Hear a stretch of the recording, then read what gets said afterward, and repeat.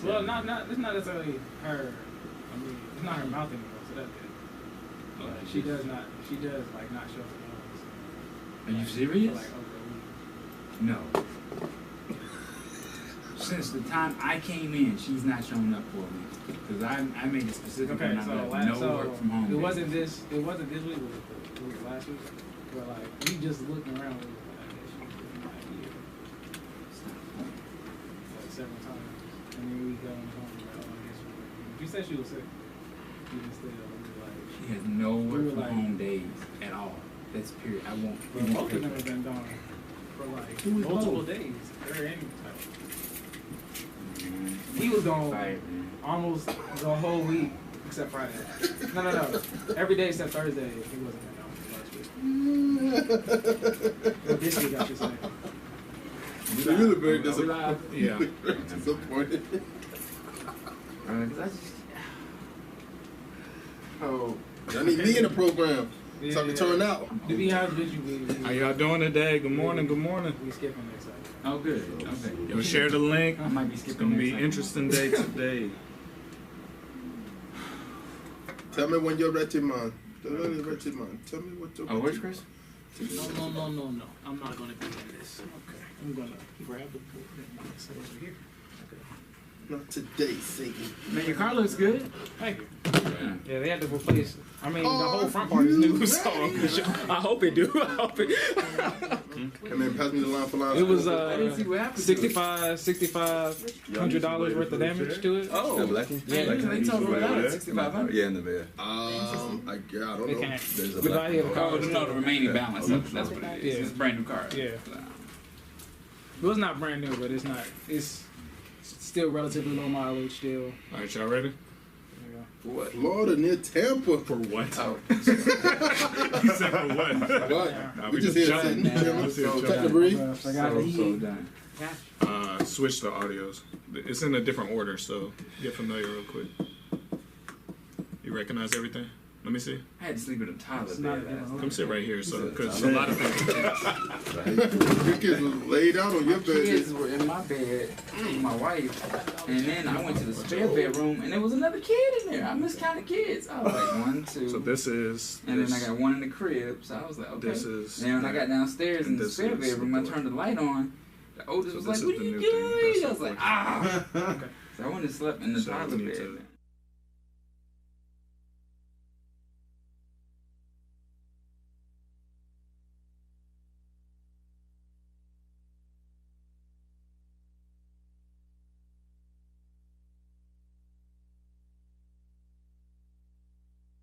Hey, yo, cut the music. Hey, yo, I interrupt your daily scheduled broadcast to let you know you're in the field with the Trackstarz. This is one of the loudest hip-hop radio shows on the face of the planet. Yeah, it's about that time, you already know. Turn the speakers up, man, it's time to start the show. Sean Tanner, Ryan Righteous, DJ Jeremiah. We bringing the heat, man, this joint be fire like, bruh. We in the field, we in the field, bruh. We in the field, we in the field. Just put it in work, we raising the bar. You tuned in to the Trackstarz. Yeah, back in the field with the Trackstarz. Ryan Righteous, Sean Tanner, DJ Jeremiah was good. All right. This segment is sponsored by the Elevation Conference that's going down in Boston. Shout out to the homie Mike Mack. It's going to be crazy, man. Thizzle, Derek Minor, the whole team, Stephen Malcolm. Everybody's going to be in the building for this conference. It's a great opportunity. Shout out to MC Nice, who's actually going to be out there and will be a speaker at the conference. So it's just a great opportunity for MC everybody Nice is involved. killing it, man. He is, man. Shout out to my producer.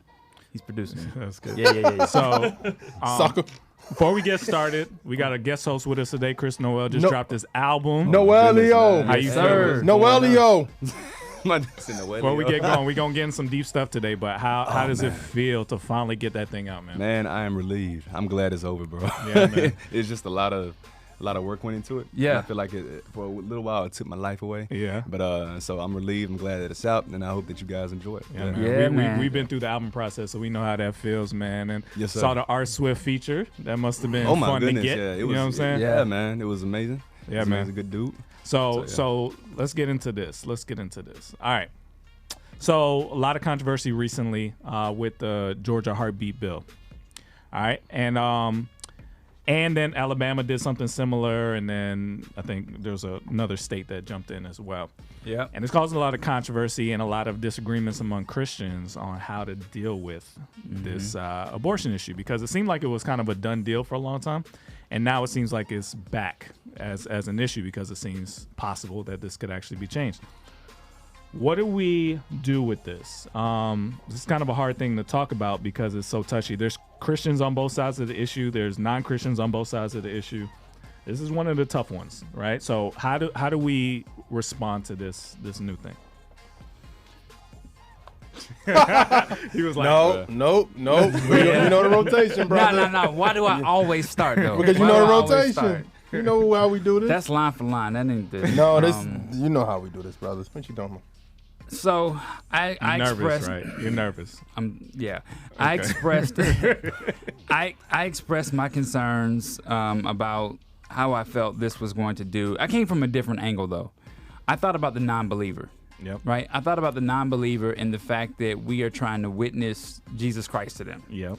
And so when you get a situation where the government has intervened in your life and it just so happens to be backed by a party that is very Christian, I'm assuming, affiliated, it makes it feel like, oh man, this argument just got harder. This conversation just got even harder because now we've got to go out and tell you not so much that, what you're doing, why we got to explain to you why we take the stance we take on abortion, right? But we also we want you to first know who Jesus is, right? And know why we love him and why he loves you and things of that nature. So this makes the argument, in my opinion, so much more tougher. A lot of things do, though, but this one stands out because when you talk about the polarization between parties, this is one of the bigger issues that people always weigh against when they're deciding what ticket they're going to vote for or the politician. So what do you believe personally about this, though? Personally, that's politics. What do you think? Personally, I would never get an abortion. I don't condone. I've stopped a lot of people from getting abortions. You stopped I have. physically? I have. As a matter of fact, my best friend who's no longer here, my goddaughter, she was a conversation of that. And I told my best friend at the time, I was like, we were in high school, right? So she's 17 years old. She's freaking out.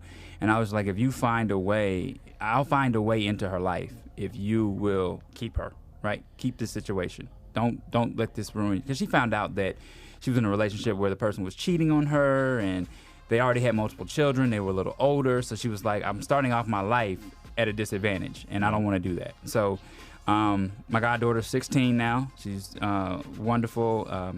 We just had a conversation last week. She's going through some things, but I'm still here, and she thanked me for that, just despite the fact that she lost her mom at a very early age. But and I had another friend who, this friend got in trouble with the pastor of the church who was married at the time. Okay. And she was like, yeah, I can't have this situation on my family. I can't have this situation with, being affiliated with the church. But I just talked to her and I was just like, at the end of the day, that child's father is God. And you got to look at it like that. You can't worry about whether or not he'll be an absentee father or whether he won't claim the child. Right? So you're like pro-choice life. Pro-choice life. Like you basically sound like you're saying you're pro-choice, but you adamantly telling people not to do it. Yeah, well, so I'm telling people, I'm giving you the story of creation, right? That's what I come from. I believe that conception is when you start with children, right? For me, the moment we found out we were having kids, it was like, we're having a child. That child is we're already thinking about a name. We're already thinking about space. Like, you find out you're pregnant and that's where you go. Yeah. What do you think, Jeremiah? It's a hard one. Of course, pro-life. It's just it's a hard situation because I always say you can't really judge morality. You can't really place your own judgmental ways on other people because it never comes out great. It never turns out good. But I do understand why people would vote in a bill if they're compassionate about children and they're compassionate about if they're passionate about people not dying, babies not dying, then I understand. But if it's something else, if it's another agenda reason why you're doing this, then that's, to me, that's whack. But I will say, of course, I mean, it's just a hard situation, man, because like just doing the research about this while we've talked about it and stuff like that, you getting information here and there, and the information you're getting, because I listen to a lot of urban radio morning shows and stuff. You hear people talking. They had this discussion. Number one thing everybody always says, like, yo, so what about the girl who gets raped or violated, and what about her? What about the mom or the lady's pregnant and she has complications in her pregnancy, and it's either her life or the baby's life. Like, you're hearing these situations, but to me, sometimes it's a disguise for another situation, another agenda. You know what I mean? Yeah. So that's what the debate starts, because at the end of the day, for a woman who's been violated, you never know that baby that she's carrying, she may feel a certain way about it. Like, every time I see this child, it reminds me of this situation. You know what I mean? So it's a back and forth. But sometimes I feel like I wish people just say their agenda. Like, and I just wish that happened. Like, people just say, yo, I just really want to just wild out. You know what I mean? Like, or whatever, if that's the case. Yeah. You know what I mean? Or like these different groups that's using this law or going against this law because they feel like a man is telling them not to have sex or control their sexual life. So our team came up with some stats, and I told them be careful with stats, because depending on where you get stats from, they're tainted, right? They're slanted, or they omit things. But this is what we came up with stats wise. So seems like abortion rates were going down around 2014 to around 638,000 in 2015. So 11.8 abortions per 1,000 women between the ages of 15 and 44. So also what's interesting is the demographics. So 46% of all abortions were performed on never married women. 43% of abortions were Protestants, 27% Catholic, 1.3% Jewish, no religious affiliation, 24%. So Christians are the ones getting these abortions. 1% of all abortions occur because of rape. 6% occur because of potential health problems. So the cases that we're talking about, well, what about this? Is a small percentage. So there's more stats I'm gonna try and go through in a second. So there's two problems here. First of all, is it wrong? And then second of all, should it be illegal? We have to figure out those two things. First, is it wrong? So what does the Bible say about the baby in the womb, right? So it says, God says, I crafted you in your mother's womb, things like that. When what's his name? John the Baptist in the womb met Mary, and Jesus jumped for joy and all that. So there's signs that life is in the womb from the beginning. Now there is a verse that is a little confusing depending on the translation. It's in Exodus 21, where it talks about the penalties if you assault a woman and the baby is injured or dies, right? So in one scenario, it said in one translation, it said if you assault a woman and the mom miscarries, you have to pay a fine. But if the baby is delivered early with injuries, you have to do eye for an eye, right? So the confusion is, well, why, if there's a miscarriage, is it just a fine? Is there a difference between baby in the womb versus if the baby comes out, blah, blah, blah?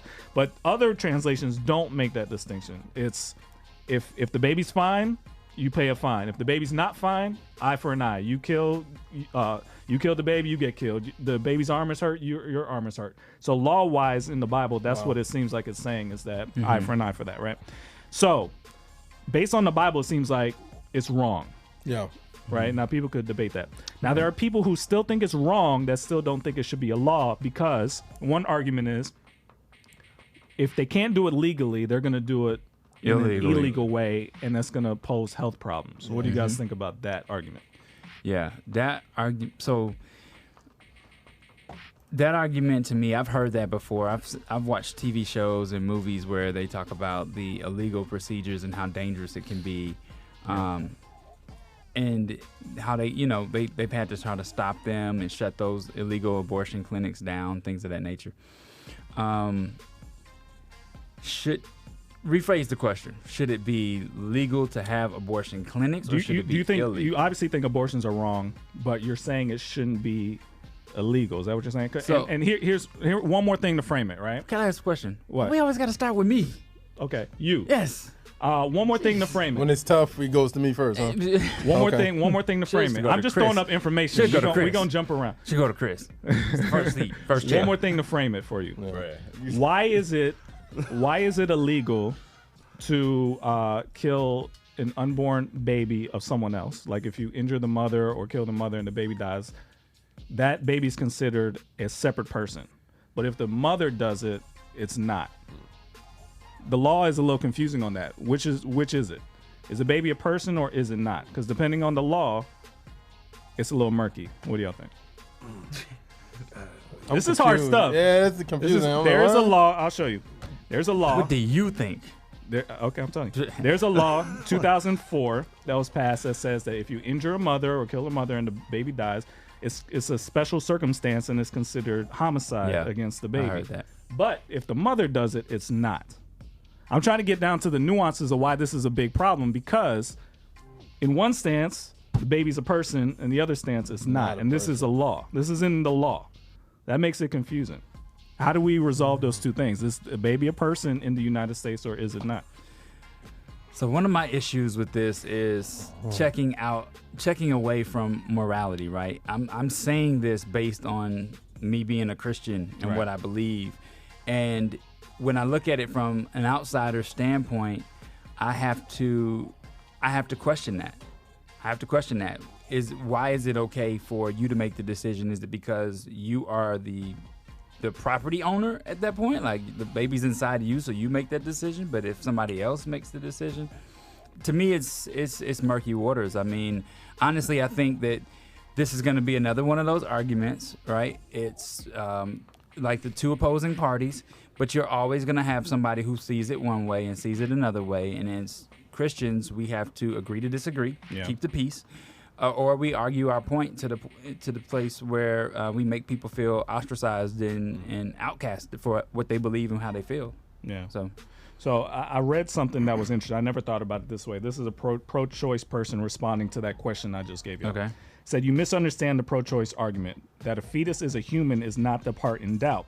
The part that people argue over is whether it has the right to determine what another human does with her body.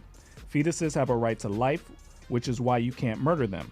But that right does not supersede the woman's right to bodily integrity. Just as it would if we were talking about a child who needed a kidney transplant to survive, the child cannot dictate that the mother has to donate the kidney. The state doesn't have the right to go and forcefully remove her kidney and give it to the child. It's the same in the womb. The state doesn't have the right to tell her that she must donate her womb. So it's a conflict of rights, and the pro-choice folks consider the balance of rights in a pregnancy to be the same as any other instance where the bodily integrity balances someone else's right to life. Does that make sense? So what they're saying is, just because the baby has a right to life doesn't mean you can force me to donate my body to bring this baby into the world. what? Because when the baby's a fetus, the baby will grow in the mother's womb, and that causes changes, possibly damage and death, right? And they're saying that the woman should have the right to not have to go through that if they don't want to. That's what they're saying. Wow, man. There's a lot of... in my opinion, that argument can be easily flipped, right? Because let's just say the percentage of someone being raped, right, is very low. It is. Right? And so let's just say that this is we're talking about the generalization now. We're talking about the statistic that pretty much refers to everybody, right? There are ways for you not to subject yourself to that bodily integrity. What are those ways? After the contraceptives. After that. Well, no, I'm just saying, like, you have a choice at the beginning, right? You don't just go to sleep at night and wake up the next morning pregnant. Now you sound pro-life again. No. I'm saying for them, their argument about choice and the fact that the woman wants to, she should have the right to determine whether or not she wants to go through the bodily integrity. Is that what you said? That's what their argument is. Don't do the act. Right. Right. So that argument to me can be easily debunked if that's what you want to, if you want to say that. It's wrong. It's mean. It's kind of cold when you say it, but I mean, it's the truth. Okay. So, well, you see the problem? Like, this is difficult, right? This is the quietest I've ever seen Jeremiah on a topic. No, because, I mean, if I say what I want to say, that's the thing. Everybody's afraid to talk. I'm saying exactly what's on my mind. So. I mean, I kind of agree with him. I think, me and Maya was talking about this yesterday. It was like certain situations, I can understand why a woman want to go through an abortion. Certain situations I understand. In certain situations, I'm just like I'm thinking about those the feminist marches, and like you got the paint all over your body. They say this is my body. I don't want you shouldn't tell me how to live my life. Like I'm like, if you get an abortion, then I understand why there's laws, because it's almost like life before Jesus. You know what I mean? Like you just doing you're doing what thy will, doing your thing, and it's like I've heard of situations when women getting a lot of abortions later on in life when they want to have children. Certain situations may happen where they may not be able to get pregnant, or situations like that. So it's just like, it's not like I don't think people are trying to tell you what to do with your body. I think people are just like what you just said about using protection, basically. Like if you're going to do that, then that's a good point. You know what I'm saying? Why not use protection? Mm-hmm. Well, a lot. There's a stat in here. There's a lot of big percentage of abortions that were due after protection was used, based on condoms or chemical contraception. It still happens. Yeah. So what about those people? Well, then that's a hard one too. Like that's what I'm saying. Like it's certain situations.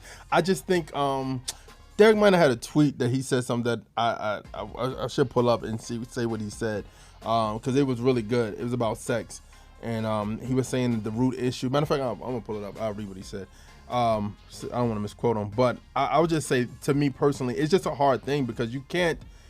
I always believe in like trying to save people through laws. It would never work. In my opinion, that's why Jesus came. But this is why this one's a little different. It's not just trying to save people through laws. The law is there because they feel like these babies are being murdered. Yeah. So it's not about, I'm trying to protect you from sin. I'm trying to protect the baby. Yeah. You see what I'm saying? Yeah. That's where it gets a little sticky. But then also, for those people who got those laws, you got to care about that baby through his entire life too. Right. So this Lecrae just tweeted something recently, right? And I should have found it. But he basically said, for all the people who care about this, why don't you seem to care but when we talk about police brutality and people after they are alive? Now, here's the thing. They're saying it's hypocritical, right? But this is why I think the whole politics thing is wrong, because Christians should care about both equally. So the same person who's saying, what about this? Why aren't you fully attacking the other thing? We should be on the same side on all of this stuff, protecting the lives of babies and protecting the lives of young black people, protecting the lives of whatever. We should be in agreement on all of that stuff. So the us versus them, what about this stuff, to me doesn't apply. What you got? Derek Miner said, abortion isn't the root issue. The issue is we treat sex like the possibility of creating another human life doesn't exist. We don't have a lot of respect for the sanctity of human life, only pleasure. So Chris, Derek was saying some stuff. If there was a country that you were going to be a missionary in, and they had baby sacrifice, and that's what a lot of Christians feel like. This you're killing babies, right? Whether it's on inside a womb or out, this is still a baby, right? They had the practice of killing babies, and you were a missionary. Your goal going in, would it be to change their law to make it illegal, or would it be to try and convince them not to do it? Why you talking this way? Like, save the hardest. Yeah, man. What would you say to that, bro? Not playing. That's atrocious, by the way. Yeah. Man, what would you do? I mean, so either change the law, or what was the second? Try and make it illegal for them to do it. Mm-hmm. Or would you try and change their heart so they wouldn't want to do it? I think it's a heart thing for sure. You know, you can't treat cancer with like a Band-Aid. So it's like if you just change the law, I think obviously people, like if you make guns illegal, people are just, or legal or illegal, they're just gonna find a way to get guns anyway. And so, but if you can like get to the root of the issue, which is obviously we're divided on, I feel like it's just a giant stalemate. There's just so many like levels, like a whole bunch of levels that you mentioned. You know, Yeah. like if complications come about or if a woman is raped, I think those are all like factors that, yeah, like they play into it. But I definitely think the heart thing is where to start. That would be my goal personally, to try to be like, hey, like this is why this is this is taboo or why this is wrong. I don't think that like a law without a heart. I don't know if that's. I think that's where Christians disagree. Most Christians would be like, no, stop the baby killing first, then worry about their heart. Right? Babies are being killed. That's how we're seeing it. And I'm talking about 1-year-old babies. Like this happened in history, right? Yeah. Should you stop the babies being killed first, then worry about their hearts, or try and go for their hearts and hope that they stop killing babies? I think that's where we are right now. What is the root issue of abortion? What's the root issue? What's the root what's the, issue? Like you just said that, like, get to the root issue. What is the root issue to abortion? Sin, godlessness. No, I'm just saying, like, what's the root? Like, what's the? I think what Derek Minor was talking about, there was a lot of truth in that. With that tweet that you said, like they've disconnected sex from like the possibility, hey, you're bringing another human life into the world, as opposed to like, yo, I'm about to get it, I'm about to get it in, and like that's how we look at it as a culture. You know what I'm saying? So that's on the side of the pro-life people. The pro-life people say, well, yeah, maybe there are some people who would do it dangerously and hurt themselves, but if it was illegal, you would at least dissuade a lot of people from doing it. So that 96% may come down to like 30. You see what I'm saying? Because it's not a convenience and you could get in trouble. Yeah. So to them, that's worth more to me than if somebody decides to do this on their own. You see what I'm saying? Yeah. So like, that's why this is so difficult. Like, this is not an easy answer because what's the remedy? How do you fix this? Because it's not going to stop abortions from happening. It may dissuade it.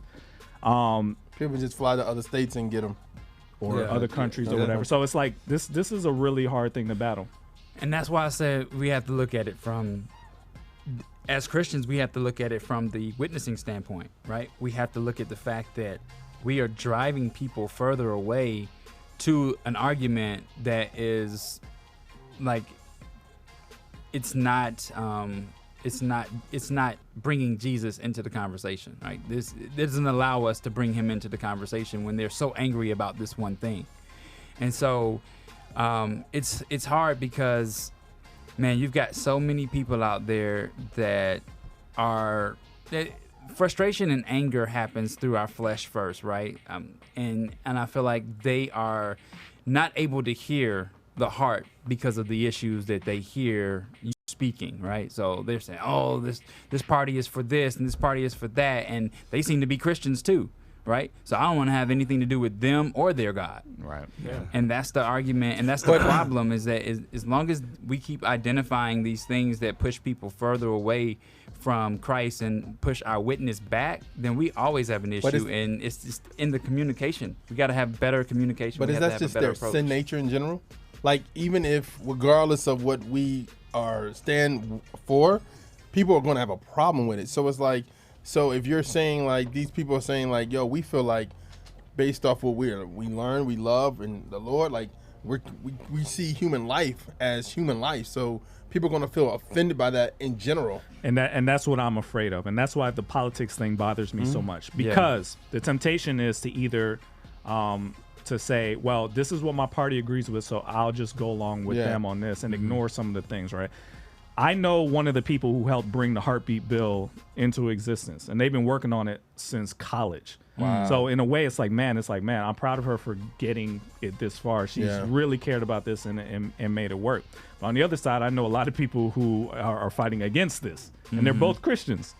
And that's why I hate this division amongst us, but this is one of the ones that I really don't know a really good answer for. Yeah. But on the other hand, I am afraid that this is another issue where Christians are kind of cowering away from the truth. Yeah. Same thing with homosexuality. This is another one of those things where it's like, I feel like we're almost afraid to say this is wrong. Yeah. With all this law talk, I don't hear people on TV saying, this is a sin, this is wrong, regardless of what you think the law should do. Yeah. It's rare that people will say, this is a sin, this is wrong. And I feel like we're afraid to say that because the world says it's not a sin, it's not wrong. Right. Why does it seem like this goes hand in hand with same-sex marriage? Why does it? Because these are Kinda does. two of the biggest, Typically. hardest things we have to deal with As in a our church. culture today. But Yeah, another abolition. problem that you have is the word sin, right? You can tell a non-believer they're sinning, and they're like, "What is that? Why do I care?" Right? So we have to change that Christian tone when we come at them. We have to talk to them about heart issues. I mean, heart is the only way we're going to win. We're not going to win through words and actions. We have to win through communication and heart. I mean, when I say words, I mean like chastising. But I'm talking about when we actually have communication with people.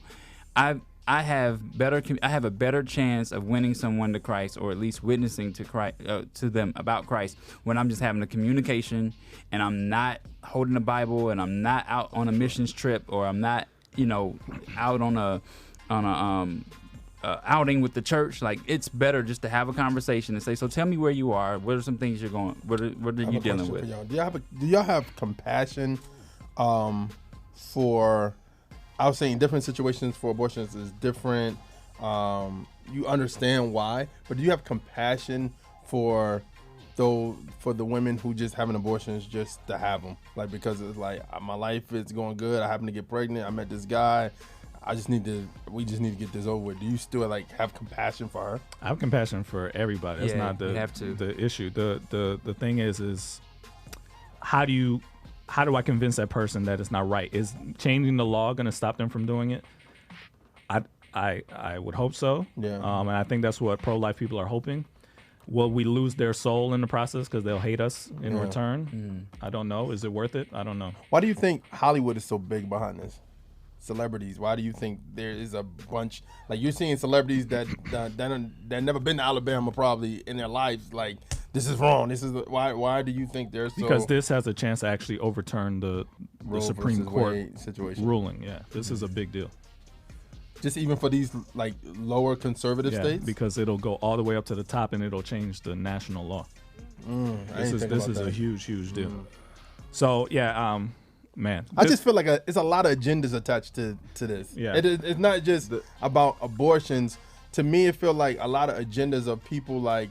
I just wish you knew agendas. Like, I wish people just said their agendas. I know and for be sure honest that with my friend's agenda is pure.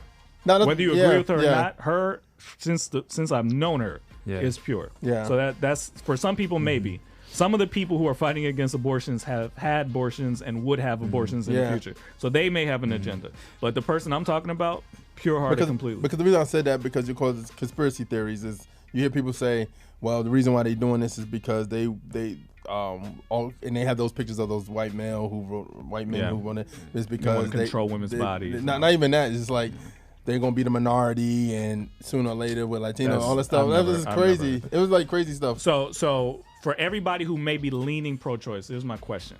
This is a hard one. If a vote came to you and you had to go, if it came up as a bill, and stuff like this has happened in the past, would you vote against it? You may have your feeling about it, about, maybe we shouldn't do this or that, but would you actually vote it down?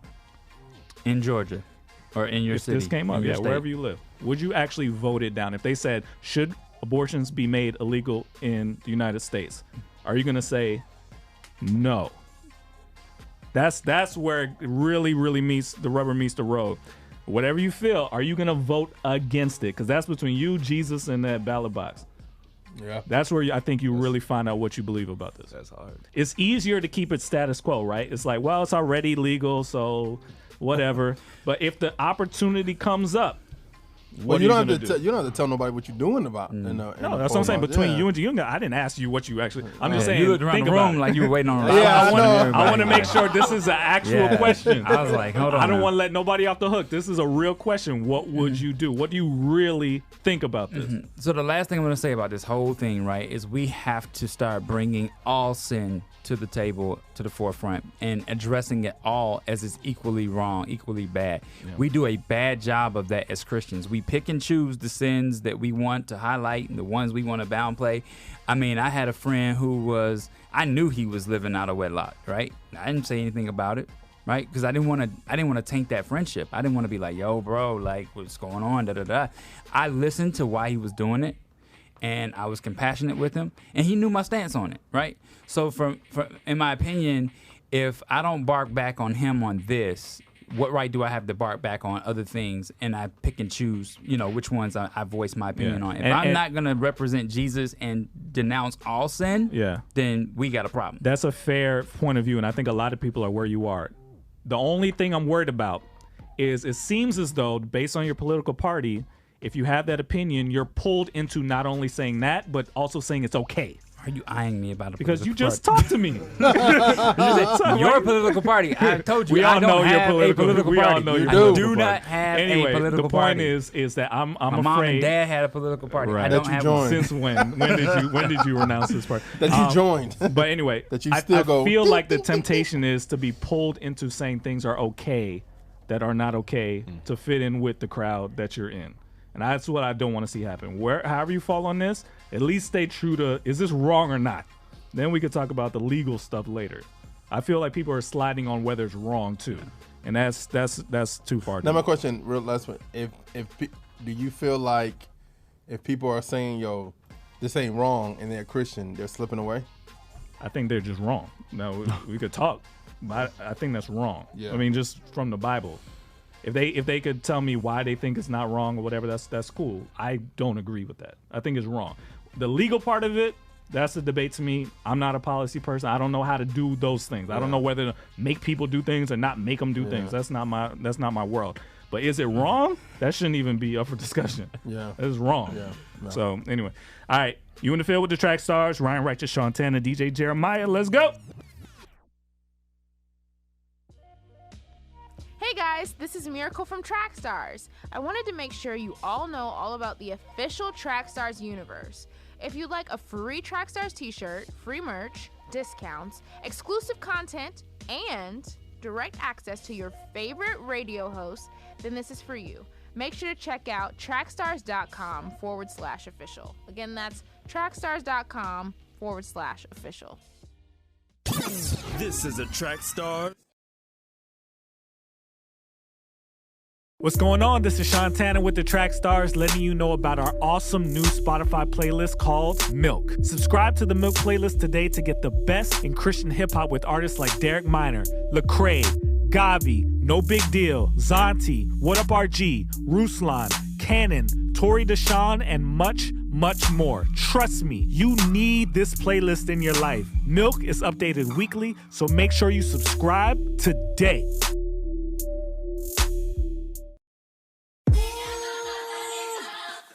Let's go get a problem. Let's go get a problem. 520 Collective, where music meets ministry and the indie artists take center stage. Take a ride through my old town. Old me, old Sean, might need boats, cry oceans. Here float down my old child fear. So broke, no hope round here. Been trying to cope since like 01. Better slow down for your cosign, you might owe Sean.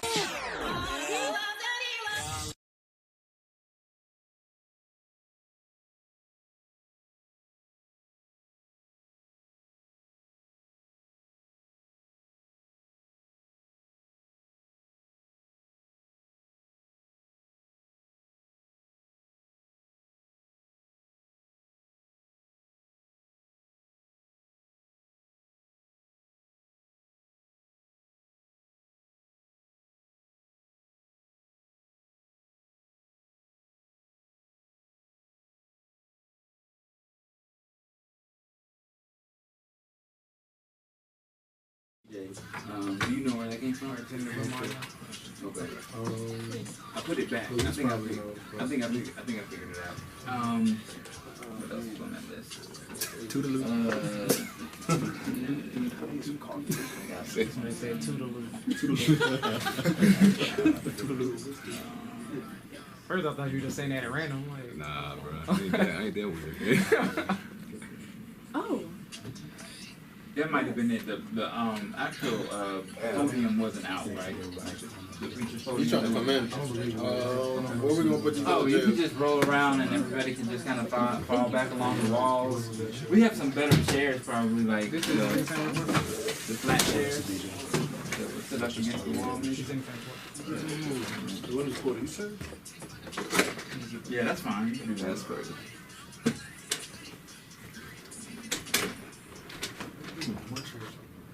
Yeah, bring as many as you can. Where is Big Ye? Right here. Roll Tide, brother. Yes, sir. Are you? I asked all the Tide fans. Are you over the national championship this year? Look. I don't really care about football. To be honest with you, it's just my hometown. So Okay, there you go. He was like, I just want to rap, man. That's all I want to do. Yeah. I really don't care about football or sports. Oh man, I don't even believe that. Okay, now that's a little too far. I know you from here though. Yeah, we're not really that touch back it. We always choke. I'll tell you what, bro. I never You get put it that over chair in sports behind like that you think, wall. man. Like, Yeah, that's true. It is, man, because like I live in, you know what I'm saying, like near Raleigh. And so it's usually like you and team with Duke, like you either a Duke fan or you know what I'm saying, like a Tar Heel. And people like you trying to fight each other. It's not that serious. Nah, it can't be, bro. Like you you're not introduce used to everybody. You watching the game with your friends? If everybody don't have a mic. I will not. Like, I'm not about to Entourage, bro. Y'all were city to city like this? DJ told me this is his first time DJing outside of Texas. We like just recently met him at South by.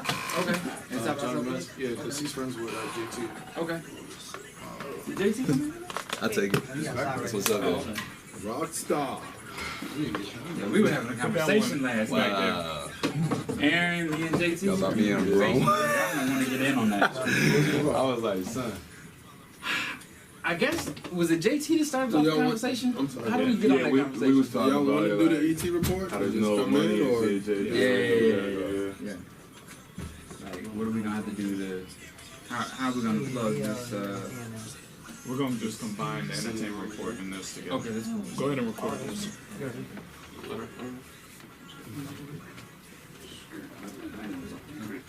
Oh, okay.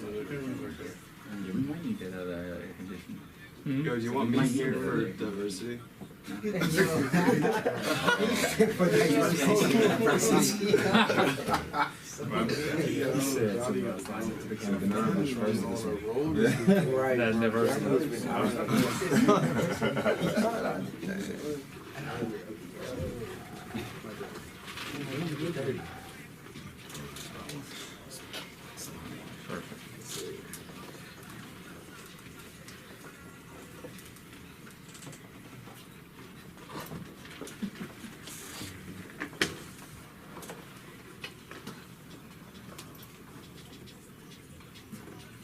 Okay, so Cam. What up, man? What up? How you doing, bro? How you doing? Good, man. Right. Oh, there you go. Yeah, so I was telling the guys what you said last night, that you've been watching this since you were like 9 or 10. What's up, bro? How you doing? Good, man. Good. How you doing, bro? Salute. What's up, bro? We got a rock star in the building. What up, boy? So he was 13, you think? Okay, 13. That makes sense, yeah. We were counting back. Yeah. Because how did you hear about us? Was it YouTube? I think it was either like maybe it was Jam the Hype or Rap Thriller or one of those. Yeah, The South. something like that. It was probably, yeah. Yeah, it was the South. All right, here we go. We coming in. That's way back. Throwback.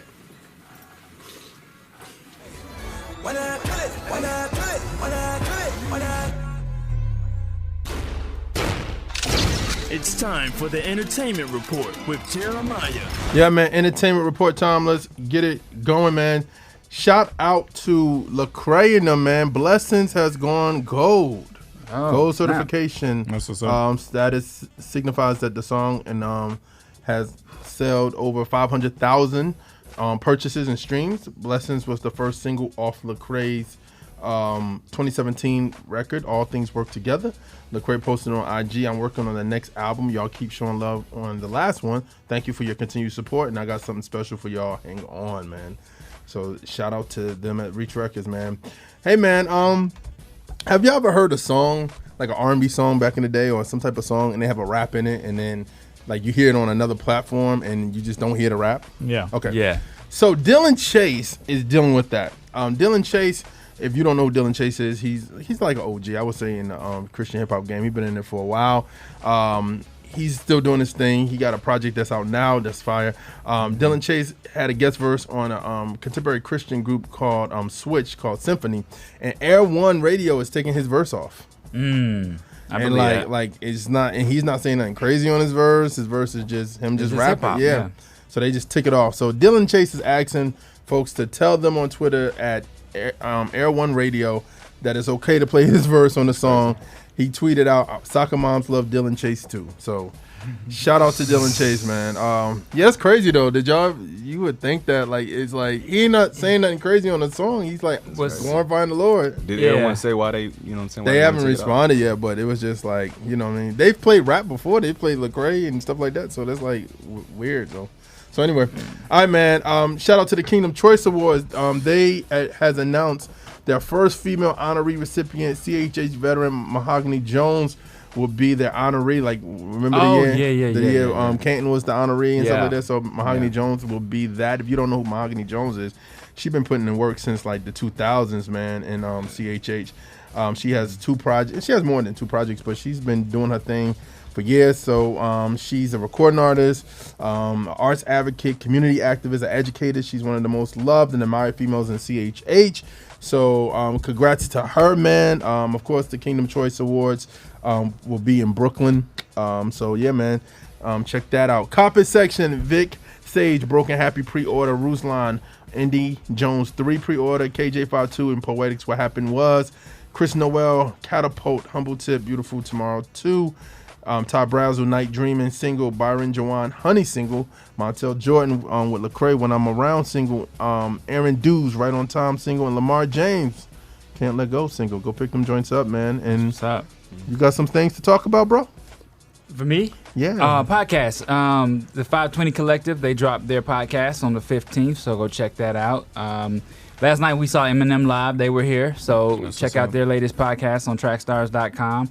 Also, Solomon's Porch, Clean Ears podcast. So every Monday you can go and you can check out the Trackstarz podcast. This podcast actually drops on Mondays, so download it, share it with your friends, subscribe to our YouTube channel, like the Facebook page, and download the app. Share. Push your new release, sir.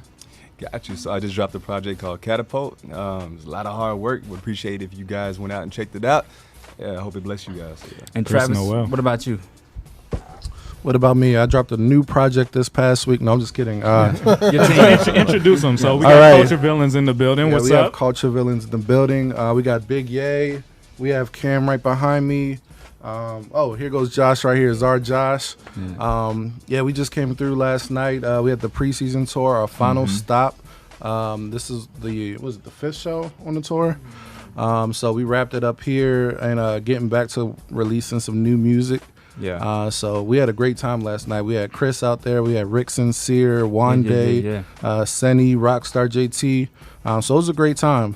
So we're glad to be here. And everybody's in the building, man. Yeah, so tell me more about Culture Villains, because the branding around Culture Villains hit me before I even heard y'all. Like it's like this thing that's kind of bubbling. How did that come about? How did you guys form? Tell me more. All right. It was 2015. It's funny. The person I shared the vision with first, Romar Jesse. He was on the Gavi album. We're all close because they all went to Liberty. But God just kind of laid a vision to create a movement of people that didn't necessarily fit in with the world, don't really fit in with church culture, and that are just unashamed to be themselves and stand on their beliefs. I know that gets said a lot, but that's really what we stand for. You probably won't find anybody else like Culture Villains, and we have a lot of people in our core fan base that are like that. When you come to a show in Lynchburg, you see so many different people that can come to our show and be themselves. It's so diverse. So that's kind of what we stand for. We want to push a movement. We're hard about standing on the faith, but we want to touch on things that are important to the communities, that are important to people, and love people first. Yeah, so that's what's up. How did you? So I assume you were part of the formation. So how did that come about? There's a lot to it. So as I started putting it together, me and Rockstar and Big Yay were very tight. I knew their youth pastor, and then he introduced me to Rockstar. This was back when Rockstar, like, nobody knew him.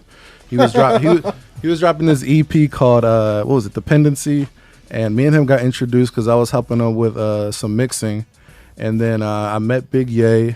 That fall, I met Josh, met Romar Akleso, Then I eventually met Cam. So all these people started being around me, and I just had a history of like working in music. And at Liberty, I actually kind of was like an artist development coach. So I worked with all of them, and then as we started getting closer, and I was getting this vision for Culture Villains, I brought my homies with me. So that's what's up. Yeah, everything we do is put the homies on. Who came up with the name? Me. It was kind of weird because at first, like, everybody was like Culture Vultures. Like, everybody was calling it Culture Vultures. I'm like, no, Culture Villains. So, yeah, I came up with it. And the thing that's crazy, we came up with the villain tee. Like, I see Kevin's over there wearing it. And that is like the biggest conversation starter. Like, I go through airport security, people asking me about the shirt or the hats. It's just a big conversation starter, and it lets us, get into deeper topics. What's the meaning behind it? Basically, it's not being afraid to be disliked based on what you believe, based on who you are, and just being unapologetic about your beliefs. So the culture doesn't like everything we stand for. Even if we stand against things like abortion, like we were talking about earlier, we're not afraid to stand on our beliefs, and we stand behind them 100%. Where does that brave boldness come from? Because there are a lot of artists that are afraid to push back against culture because they're afraid of losing opportunities and getting invited to things. Like, how are you guys dealing with that? It's tough.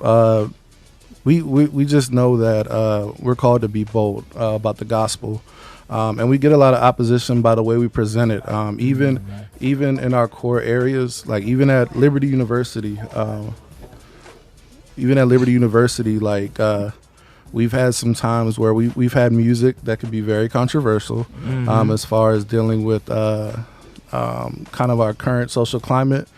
And we've had people that have been very upset with us at Liberty University. Oh, yeah. I was going to ask about that. Yeah. So, I mean, we stand bold regardless. If they decide never to book us again, we're okay with it. Yeah. How do you feel about the president of Liberty and his stances on life? I'm blocked. He's blocked. He blocked you. Yeah, so that kind of says it. Yeah, he was like, well, I got that tuition, though. So. Yeah, you got God bless you. Yeah, man. We all love Jesus. That's dope. So describe the music and the style. Like, how if I haven't heard Culture Villains, what would I expect to hear? They rap. They rap. They do. Rap. That's what I would say. They each have their individual styles. Josh is the super conscious rapper, but he has this thing for making some very catchy songs that you wouldn't expect from a conscious rapper. Yeah. Cam is a rapper. He's that rapper. And Ye has like a pop sound, but I've never heard anybody flow like Ye, like effortlessly, like the way he flows, like his breath control.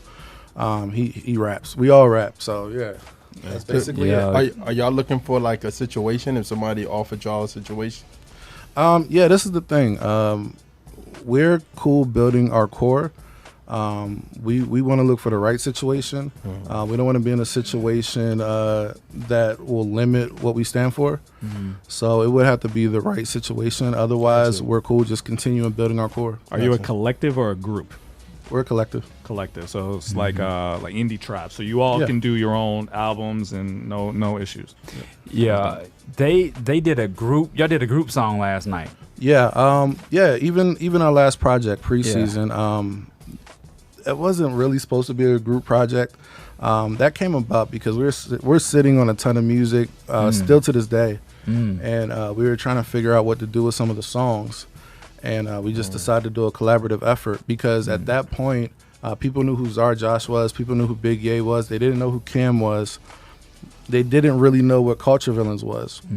As soon as we dropped that project, like the movement started spreading like beyond our core. So that's kind of how that came about. Yeah, we had this conversation last night, me and Rockstar and Aaron Patterson. We were just talking about how do we move this forward, right? How do we move this forward? What does it look like? What should it look like? Financially, independently, right? But then when I also talk about independence, I'm talking about like doing this full time, not working the job. This is the calling. Like, what does that look like for you? You give yourself a timetable? Yeah, 3 years. 3 years. That's the timetable. 3 years. Most successful businesses take 3 to 5 years. Yeah. To build. So our target is 3 years. So we expect to be there 3 years from now, hopefully sooner. But for us, moving forward is just continue to grow this base. I know one thing me and JT always talk about is building our own table. Instead of asking for a seat at the table, we build our own. That's kind of what we did on this tour. We talk about that a lot too, and I think it's needed, right? And anybody who wants to chime in can, but I think it's needed because we have to stop letting gatekeepers close doors on us. We were talking about gatekeepers last night, and we were talking about how it seems like even though you can get your foot in the door, if you don't have what they're looking for at that moment, they'll close that door. And so I referenced to JT and Aaron, like, somebody told us, like, if Trackstarz had this amount of money, they can go and buy block advertising, they can go and buy block programming, and they can make their own thing happen, right? It doesn't happen with us automatically, right? We need a systematic approach to how do we conquer, how do we divide, and go out and just really win for this culture, because it's really, really difficult. You and I have that conversation all the time. It's hard to place dollars where cents are the only thing you can pull from, right? So how do we move forward and just finding, I guess, a way to make this lucrative for all involved? For all involved, are you talking about just us or general? Just in general, the whole concept. We just need more people. We need less rappers and more people. More music professionals. Way back before, like when I met JT, I was an artist. Okay. And it came to a point where look, this isn't my future. So, I stepped behind the scenes, and that's how I was able to build a lot of these guys up. Yeah. So I think there needs to be more people that need to realize, like, look, I need to step back. This isn't my future. Like, this is going to sound funny, but if you're 33, 34, 35, and, you only have a certain amount of people following you, not as far as like social media, but just a fan base, it might be time to look at another option. And that's not to kill anybody's dreams. You just did, man. I was working on my album, and you said that, and I noticed I only had like 20 followers following me. This hurts, man. It hurts. I mean, a lot of people aren't real with themselves. You have to be honest with yourself, and there are gifts that people have that aren't being utilized because they're so stuck on being in the spotlight. That's real. Yeah. That's dope. Man, all right, let's get back into it. You in the field with the Trackstarz, Ryan Wright, to Shantana, DJ Jeremiah. Let's go.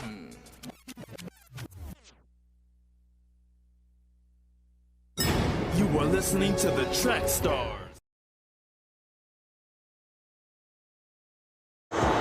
Yo, what's up? This is Freedom Session Volume 2. It's your boy Jeremiah. I got a lot of people with me this time. I got Chris T, Sincere, LA, Miles Austin, Sean Grant. And you know what I'm saying? We about to get this thing popping. My man LA, let's go. They like who? Boy, what's your name? Asking all them questions from a child who spit that flame. Epically, I'm insane. In movies, I will convey cigarettes. It felt no pain, and I'm going out with a bang. Like Brooks, I'm here to hang, so I can just make a change. Freestyling is at my range. By ciphers, I urge the train, and by bars, I earn my main in this industry with 3 topics: money, power, and women. Let me share some other options. This that Mad City. I call this Mad City. Why you trying to be my guy? See, there's only one living, so don't go being silly. Nod your head to what's hitting. Holy Spirit, won't resist it. It's LA if I fail to mention. Yeah, I like that. I like that. All right, let's go. I've been resting on my laurels, counting on my bank account from all the verses invested and interest made. Got a nest egg, and if I don't buck it down, might lose my shirt. Don't get a new word, lose my worth. And all that I build might come to the ground. Ashes to ashes, dirt to dirt. So I brush off that dust off, that old me, that crust off, that old Sean. Been reborn since 01 and so on. Got nothing else to go on. Don't praise them, then I'm done for. My race hands on my ammunition. Welcome to the gun show. We compose, uncomposed, download, then unload. Without him, there's no control. Connected to my console. So if you're on the wrong team, then vominos. Raise our bones like dominoes. Good news is the word of God is full of letters like envelopes, huh? No redemption if you mention what was meant for me. You meant for my retirement. I guess it wasn't meant to be. A lot of y'all flip-flop, but I ain't got time for the trip-hop. They say we save so we can't do hip-hop, but if you're hating on my team, you can kick rocks, cause my guy too cold for that, and I'm trying to go hard, no holding back. They say we whack for this gospel rap, but we running circles like cul-de-sacs. They second guessing. They keep sweating, we just keep getting better. Forming arrows, forming weapons, but my God is forever. We just winning in here. Y'all keep sinning in here. Y'all keep tripping, time is ticking, we repenting in here. No grave, no rest in peace, cause salvation brought out the best of me. You want life, it's a recipe, and it's FMG to the death of me. This is FMG, in case you were oblivious. Some people feel some type of way, but they just gotta deal with this. C-Love, LA, Jeremiah, Sincere, Sean Grant, Lorna Marty, Miles Austin, no fear. These people talking smack, but I promise it's just a misconception. We killing the game and no one recovers the murder weapon. I'm sick and tired of what they playing on the radio. That's why I put my heart in every bar in the studio. People looking up to me, contemplating that I would fail. No Alcatraz, but it's in my every cell, musically inclined. Something hard to find, a mix between the words of Paul 3000 and Einstein. I'm topped off the brain, sawed off the same, spitting bullets of influence. I'm commandeering the game, so watch what you say. This Meek Mill, the son, Joe Mo, you did work. That's a job well done. Let's go. Everybody don't love us, nobody don't need us. If FMG was like MMG, man, I promise y'all I'd be leaving, but I'm right in my zone. This here my season, old school, Drew Hill, give me one good reason why I shouldn't go ham on this, unbelievable Pam on this. Man, I'm just blessed that I'm fit to be here on this banger list. Sean Tanner, Chris Love, LA, MA, Jeremiah, I'm sincere, go run tell 'em we all here, all Christ, top tier, make a list but we on topic. Ray Lewis said no weapon, so I know them boys just can't stop where my dog's at. Name a topic, no pride, you just gonna find 5 other guys and 2 girls that gonna stand tall in front of the whole world like, yo! Freedom Music Group, FMG, MP3.com. This was Freedom Session 2. We got more coming, man. More features, more everything, just more, man. Remember, FMG, MP3.com. For life, FMG. Let's go.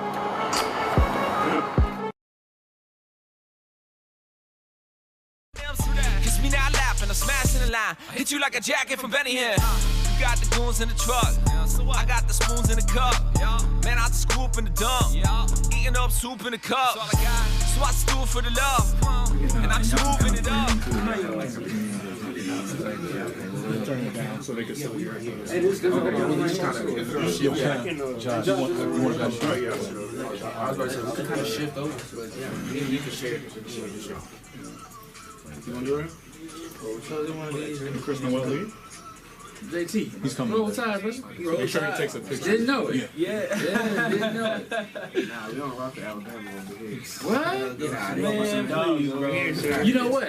I was confused last night, right? Okay. But then I remember you said you came from Atlanta. You were born in Atlanta. Mm-hmm. Okay, because when you came out the Outcast, man, I almost broke my neck. I was like, what in the world? By the way, man, you rolled that beat, bro. Oh, thank you, man. I appreciate that. That's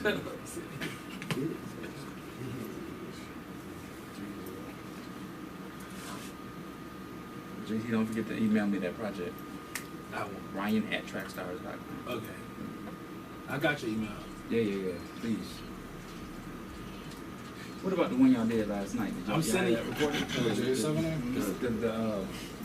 The final song y'all did as a group. Yeah, it was released at one point, but it wasn't like the quality we wanted. We're re-releasing it next month. Oh, okay. Probably with a video. Oh yeah. So, we got like 4 when y'all shoot y'all's videos, where do y'all do it? Johnny, that was just in here.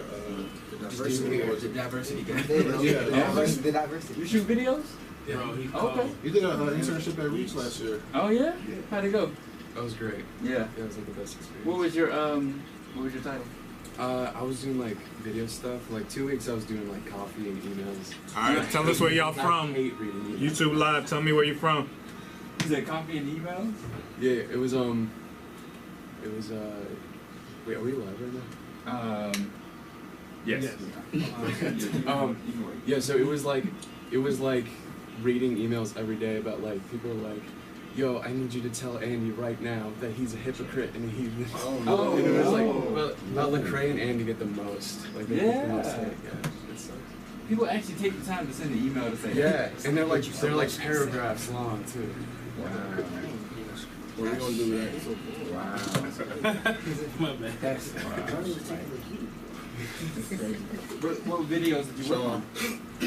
So mostly I was doing behind the scenes and like Those are what we coming in. assistant. What are we doing next? Yeah. No, and so like no I worries. did. I was like behind the scenes for Fight for Me. Okay. For Gavi. Oh yeah. Yeah. It was fun. We went to a high school, and he was doing a performance tape with Lecrae. Sub London. And I was Wow. Dallas. He wanted the lights to switch on and off, so I was doing it, but I was doing a little off beat because I'm white. Okay.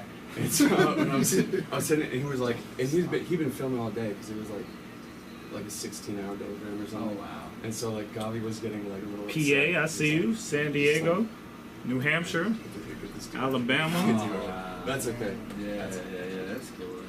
Yeah, I was an intern at a radio station for 6 months before they hired me. Yeah, I was I 30 used to get up seconds. at 4 o'clock in the morning. All right, we coming back in, y'all. Staff there at McDonald's. So. You can find me at midnight. Legends never die. Yo, legends never die. Yeah.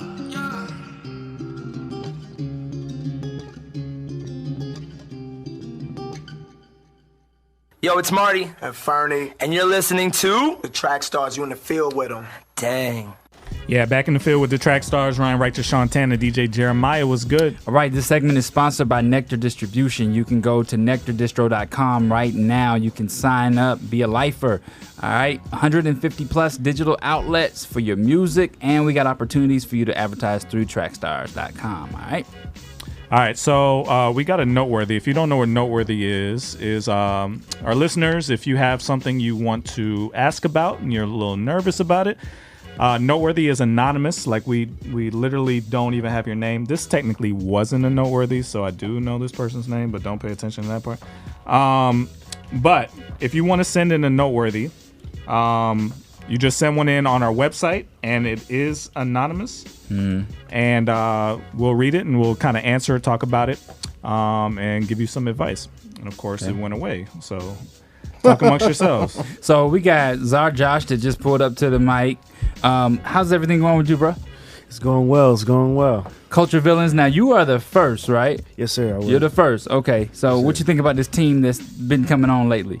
We the hottest, man. We nice. Hey, okay. There you go. Okay. See, this is what we lack too in CHH is confidence, right? Because we say things and we don't want to sound prideful. We don't want to sound like we're boasting. But sometimes you just got to give them the real, man. So that's what's up. Facts. So what you working on? Some singles. Just trying to put some stuff together. Trying to like transition into, I guess, my next project and stuff like that. But now we're just trying to work some stuff out. As far as like single stuff. Okay. Just keep engagement up. Okay. Where did the name come from? Oh, Czar Josh? Yeah. Well, that came from just like trying to find a name that kind of went alongside the theme of royalty. And like there was like way too many rappers called King or like Prince or whatever. Yeah. And so I was like, let me try to find something different. And so I picked Czar. I was like, ain't nobody called Czar. Oh, wow. I picked Czar Josh. So. Dope. What's up?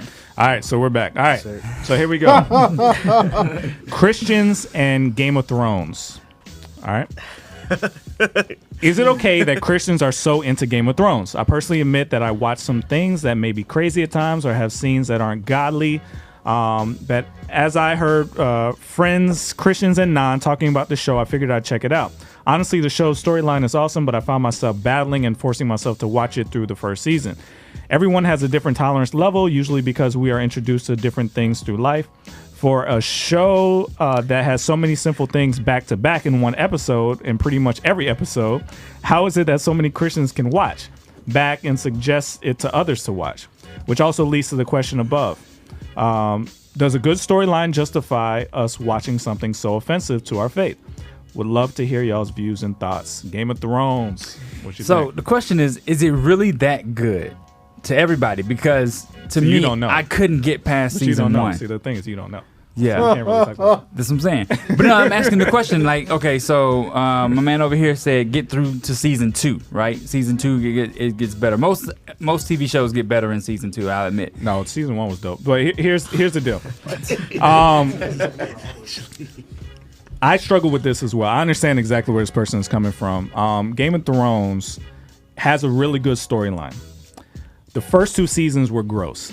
Like, they were pretty gross. So can I like, start at season 3 and be all right? No. The first 2 seasons were pretty gross, but they get better after like halfway through season 3 and beyond. They stop doing the cheap nudity and sex, and they still throw it in every now and then, but it's not as grotesque as it was in the first 2 seasons. Yeah. Second season, I had to be like, yo, okay, look, I can't watch this. Do y'all remember the show?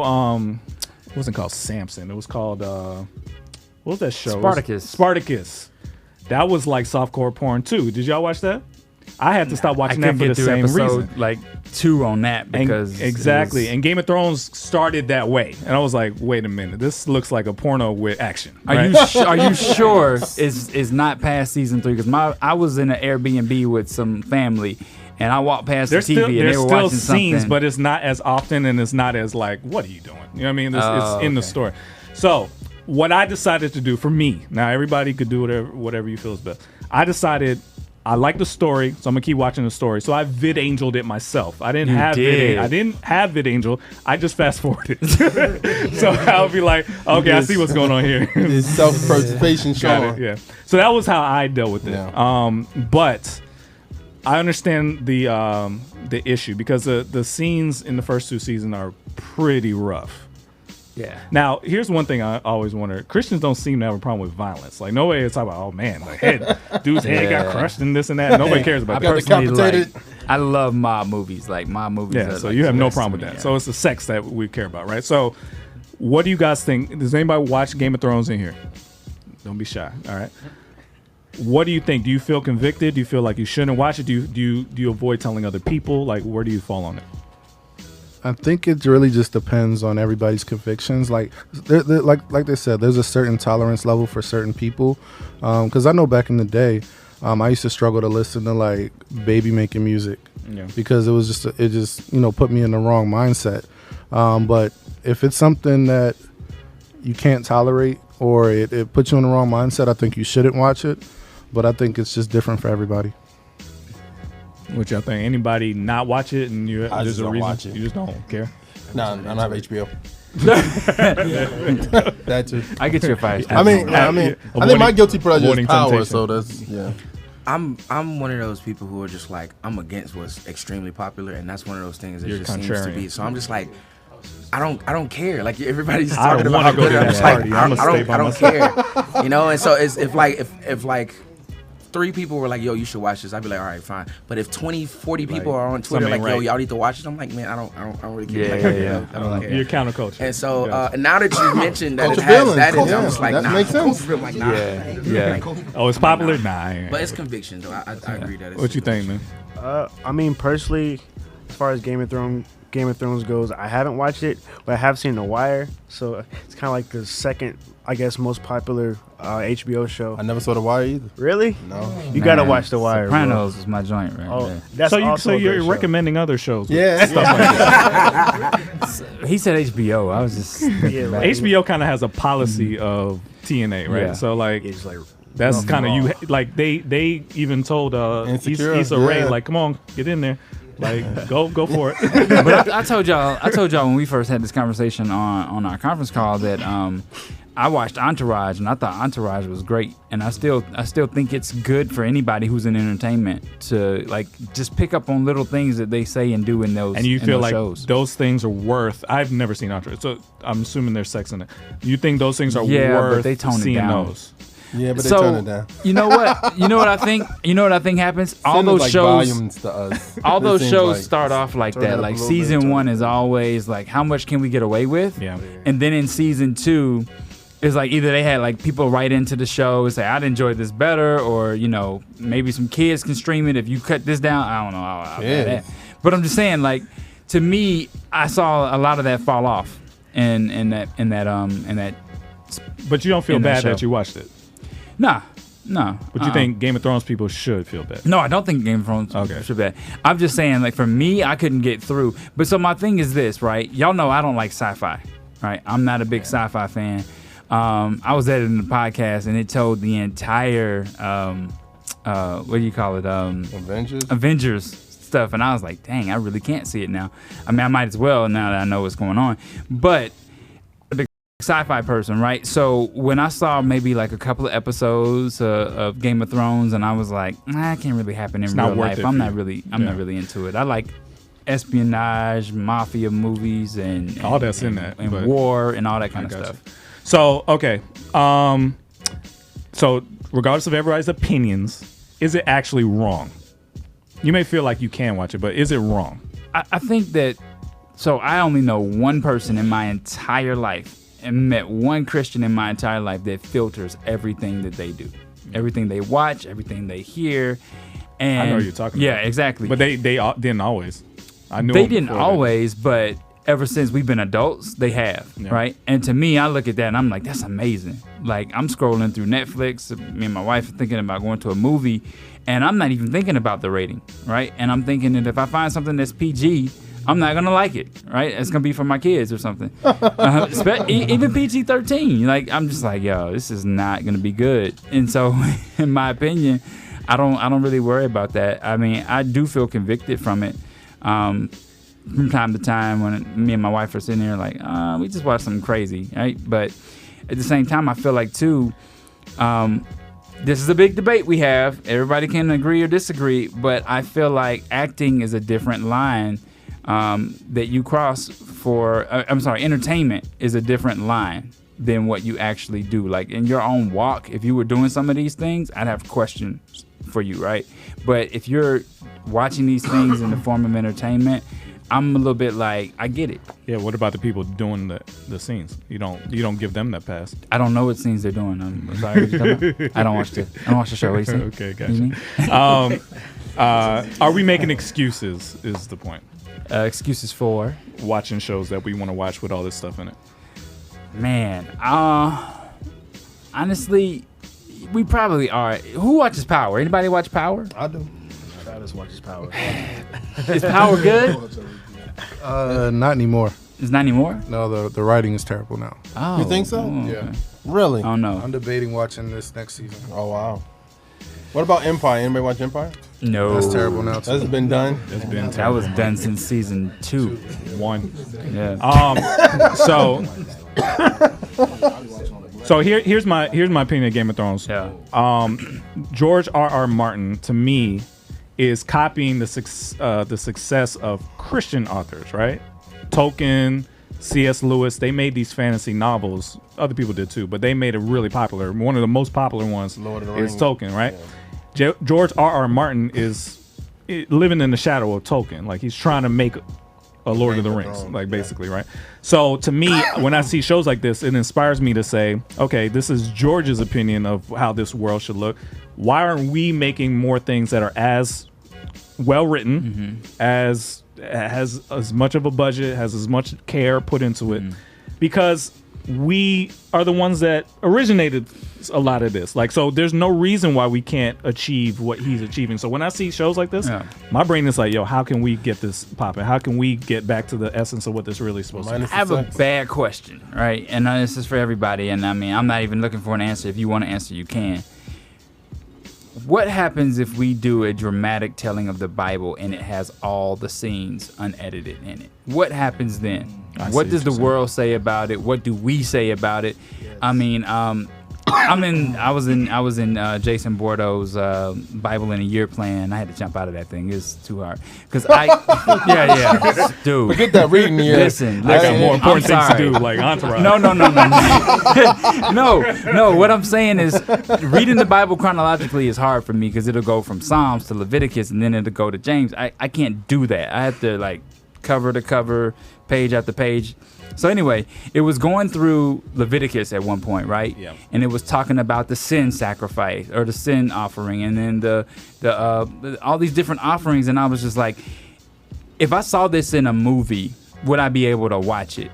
I'm listening to it in the car as an audio podcast or whatever, or on my app. But if I saw this in a movie, would I be able to watch it? And then I thought about all the other things. That's a great point, because we wouldn't even be able to show the David and Bathsheba scene in a movie, right? What would the rating be? It would be R. No, NC-17. It would be worse than R. NC-17, I mean, the director has a lot of license. You don't have to actually show a scene to get But it's some stuff in the Bible that's very graphic. Yeah. So that's it would be R or NC-17. You could get it. You could do it for R, the Bible, right?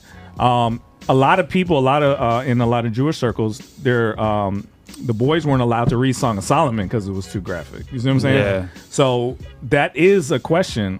The Bible, is it too graphic for us to even read? And if we're okay with reading the Bible, what's the difference with seeing films that are about the same thing? Would you say like the context, like the reason why you're reading the Bible is to like gain a better connection with God or a greater understanding of whatever situation? Yeah. But I'm saying like when you watch Power, whenever you watch like one of these shows or whatever, even if you listen to like music, are we listening to it like for our, you know what I'm saying, just to sort of appease like our senses, you know what I'm saying? Are you looking at it just to appease, like, you know what I'm saying? Now, I'm not gonna say the flesh inside of you, but just sort of like, I need to see what happens next. But that has nothing to do with the spirit. Don't mess me up, Chris. You know I don't want what to think like that. No, I mean that's the counter argument. That's good. That is a good argument. Because the Bible there is a point to the scenes and all that kind of stuff. I get that. I don't know, but what if, take it back. What if a Christian did a movie series of the Bible? What would you show?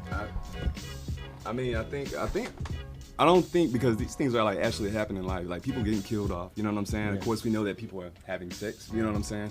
But it's again, like I think it's it has to do like from which angle are you approaching the whole situation. Like if you just trying to watch it just to see, you know what I'm saying, private parts of a woman, you know what I'm saying, like we may need to question that. But if you know, like if they put everything in there, be like, yo, this is exactly what happened in the Bible, and we want to see this just to get a greater understanding and understand exactly what happened. I think that's actually pretty dope, and I would watch it. You know what I mean? Because I have an understanding like why I'm watching it. It's not because I like for sex appeal, because we know what sells in Hollywood. You know what I'm saying? It's sex appeal. You know what I'm saying? It's violence. You know what I'm saying? But I think that's what the world watches these shows for. Not to have a greater understanding to better society. If they don't believe in God, there's nothing positive actually coming out of it, you know? Yeah. And so I think that's just me though. No, that's a good point. You're killing the high, man. You're killing the high. I feel like there's a lot in the Bible that we would be like, turn your head from, right? Like the incest of the daughters getting their father drunk and would be impossible to do. I think a lot of Christians who could make that film wouldn't make that film. Yeah. And I think a lot of Christians that should watch that film wouldn't watch that film. So I think it comes back now to personal convictions, and we've talked about personal convictions over the years, whether that's a valid argument or not. Well, I can handle it versus you can't handle it, so you do what you want, I do what I want. There's some evidence for that with Paul. You know, he kind of talks on some of that. But it could be that your personal conviction is a hint at what God doesn't like, and mine is a hint at what God doesn't like, and he really doesn't like either one of them. Yeah. You see what I'm saying? It could be that we should all just not be doing any of this stuff. So it's a tough thing to balance. Should you be doing what you're doing? But that's where I think Holy Spirit comes in. And it's hard to be honest about. I could be like, oh, Holy Spirit says I'm good. You know what I mean? And I have no idea. I'm just saying it. So that's where it gets really touchy. My challenge is, if you do have a problem with these shows, beat them. Come out with something that's just as engaged, just as dope, and make it better. Can you do that though? It's done. It's been done. Lord of the Rings is better than Game of Thrones. Fell asleep on Lord of the Rings. Okay, you don't watch this either. So what I'm saying is that was made by a Christian. You see what I'm saying? Like you can beat it. So there's no excuse, especially in this world. There's no excuse. Do you think? All right, because I mean, I'm hearing that Game of Thrones has done like chart-topping views or downloads or streams in its first week of its final season. Do you think Lord of the Rings has done that and can beat it? Lord of the Rings was crazy successful. I don't know the numbers, but I mean it was amazing. It was crazy. Oh, yeah. So if we're comparing Christians to what Christians can and can't do, this is not even the area of discussion. We can definitely beat this. Okay. it's an easy thing. The only I think if the only you thing ask a lot of difference. people in the room if they want to sit down and watch Game of Thrones versus Lord of the Rings, I think that. Oh yeah. Well, okay, that's true. I'm just telling you, like this is our area. You know what I'm saying? Like Yeah. there's certain things in culture, like yo, we own that. I would even say spoken word is an area that I think Christians own. Like when we get up and do spoken word, it's powerful. I don't get that same power from non-Christian spoken word artists. There's some things in culture that we got locked, and to me, this genre is one of those genres. It shouldn't even be a discussion. Like, would you be able to apply like the same? Would you be able to apply like everything that you're saying about Game of Thrones, all that type of stuff? Would you be able to apply the same argument to music? You know what I'm saying? Like Christians. Some and music, genres. You know what I'm saying? Because I know everybody has different convictions. You know what I'm saying? As far as like, some people can tolerate listening to, you know what I'm saying, whatever. Like a lot of us, like I know for myself, you know what I'm saying, coming up, like I used to listen to like East Coast rap, like Solid, Quality, you know what I'm saying? Like these weren't rappers that were Christian, you know what I'm saying, or anything like, and I can't say that I gained a whole bunch of, you know what I'm saying, anything like biblical out of what they were saying, but is it wrong for me to, you know what I'm saying, to listen to that stuff knowing that blah, blah, blah, you know what I'm saying, like that there was nothing that God had in it for me, you know? I think this comes back to the watch what you put in your body type stuff. You know what I mean? Like for a lot of people, music grabs them more than film does. So if you meditate on a song over and over again, it may get into you deeper than a movie would, watching it once, you know, watching the episode of a show once, you know? So I think that's where it comes back to, if you had to step away from it, do you feel withdrawal? Yeah. I think that's kind of you. When I stepped away, did I feel like, I gotta watch that show again? Like I had to wrestle with that. What was my reason for watching it? So it's a what if it's just no, and we're just playing around with it? I don't put nothing before your eyes. What if it's just no? Don't do it. Just don't do it. I think nobody wants to admit to that. All right. I certainly, if a new mob movie came out, I would probably be itching to see that. Right. I think the last one that came out was about Whitey Bulger, whatever his name was. You didn't watch that. I didn't watch it because to me, the issue that I have with these films, right, is that we're glorifying all kinds of sin when you're talking about mob movies. I mean, death and all the stuff that they do to families and the devastation. And for me to watch a documentary on his life before I watched his movie, it was like too real. I heard the interviews of the families. Right now I'm watching the movie Gotti and I'm thinking he's offing people, but I don't know who they are. I haven't heard their stories or what it did to the families, right? But when you watch and you hear the real life account, like our daughter went missing, you know, she never came back home. Our son, you know, hit his car in the parking lot. He never came back home. Like those are the things you're like, oh, that stings. That's terrible, right? And so, in my opinion, I feel like we glorify these things, but it's so hard to admit that that's not what we want to see, right?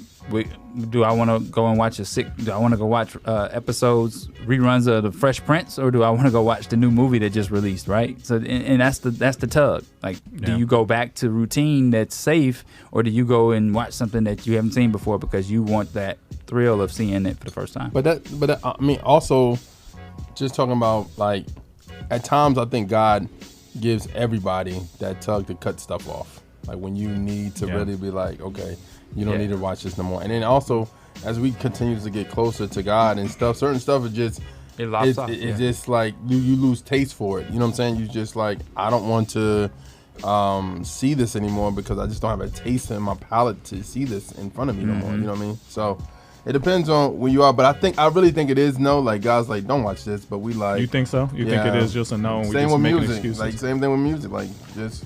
All right, close this out, my man. What you got? Yeah, I was just gonna.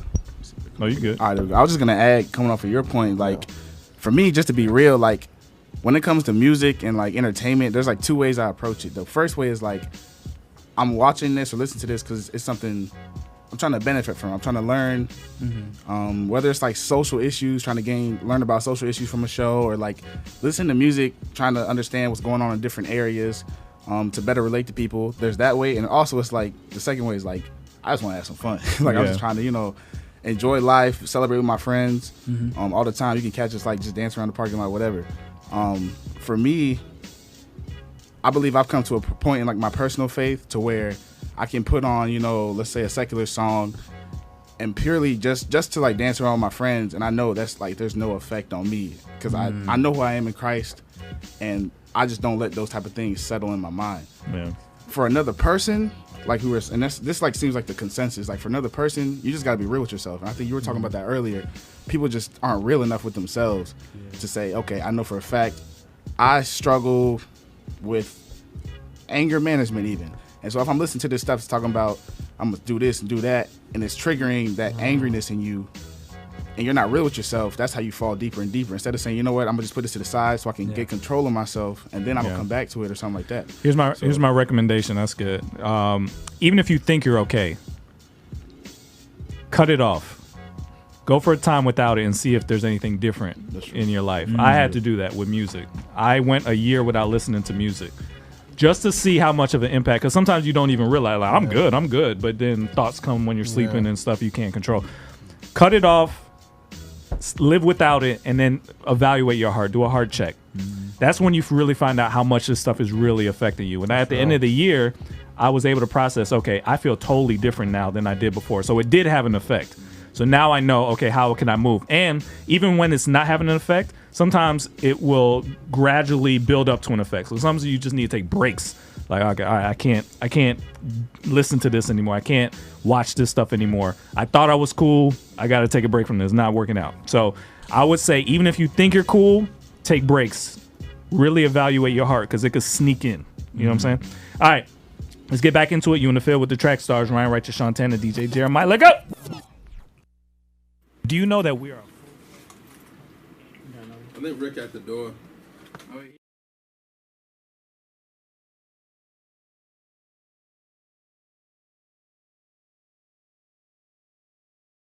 Before you and I were ever called to be doctors or lawyers or to be teachers or preachers, God called you to worship God. God called you to worship Him. God called you to be a worshiper.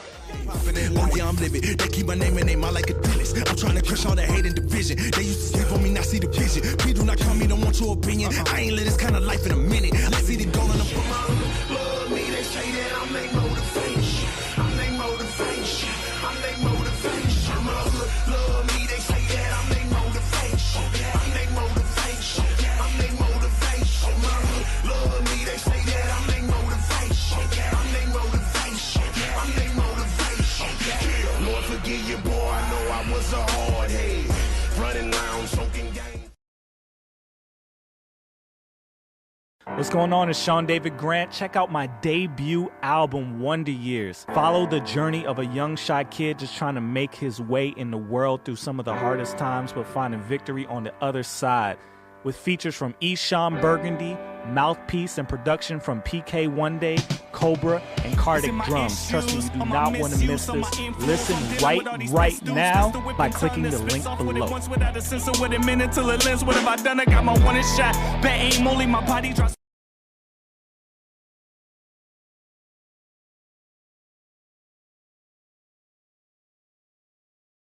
No, good. To the table, KJ. No, got it. What's the topic? They about to do live. Oh, this is my favorite. I'm on this. Are you going to do this? I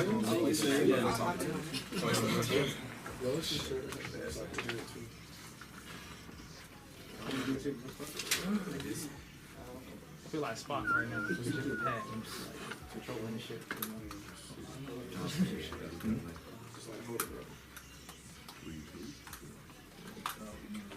Oh snap! Okay. Whoa.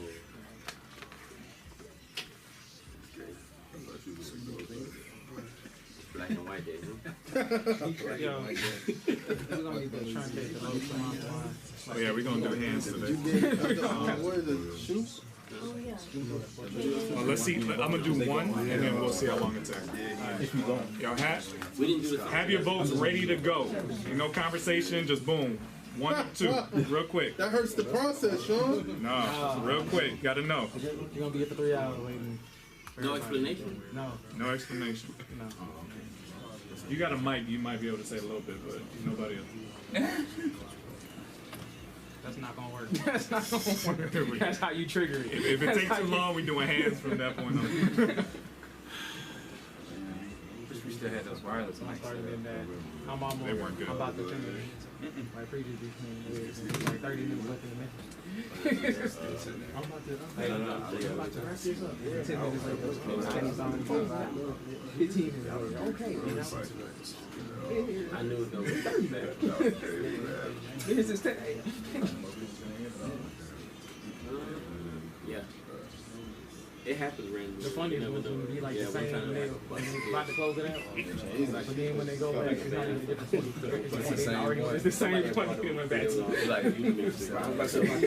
Yeah. So they lined up all heads. Like that. You had your point. You went through all this. They kind of filtered out. This ain't a after 30 minutes. They were fun though. I mean, I appreciate you. Yeah, you can let us out. Somebody asking for an in-depth versus joiner. Continue this now. Why not Bizzle versus Joiner? I think that's the battle. We didn't do that last Go to Corral or something. The styling.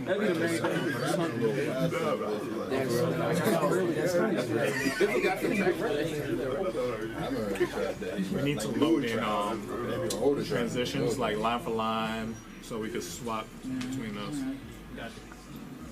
Sound off and all that. I know y'all talked about that response last week. The Bizzle response. The Bizzle response. That was Oh, you weren't here.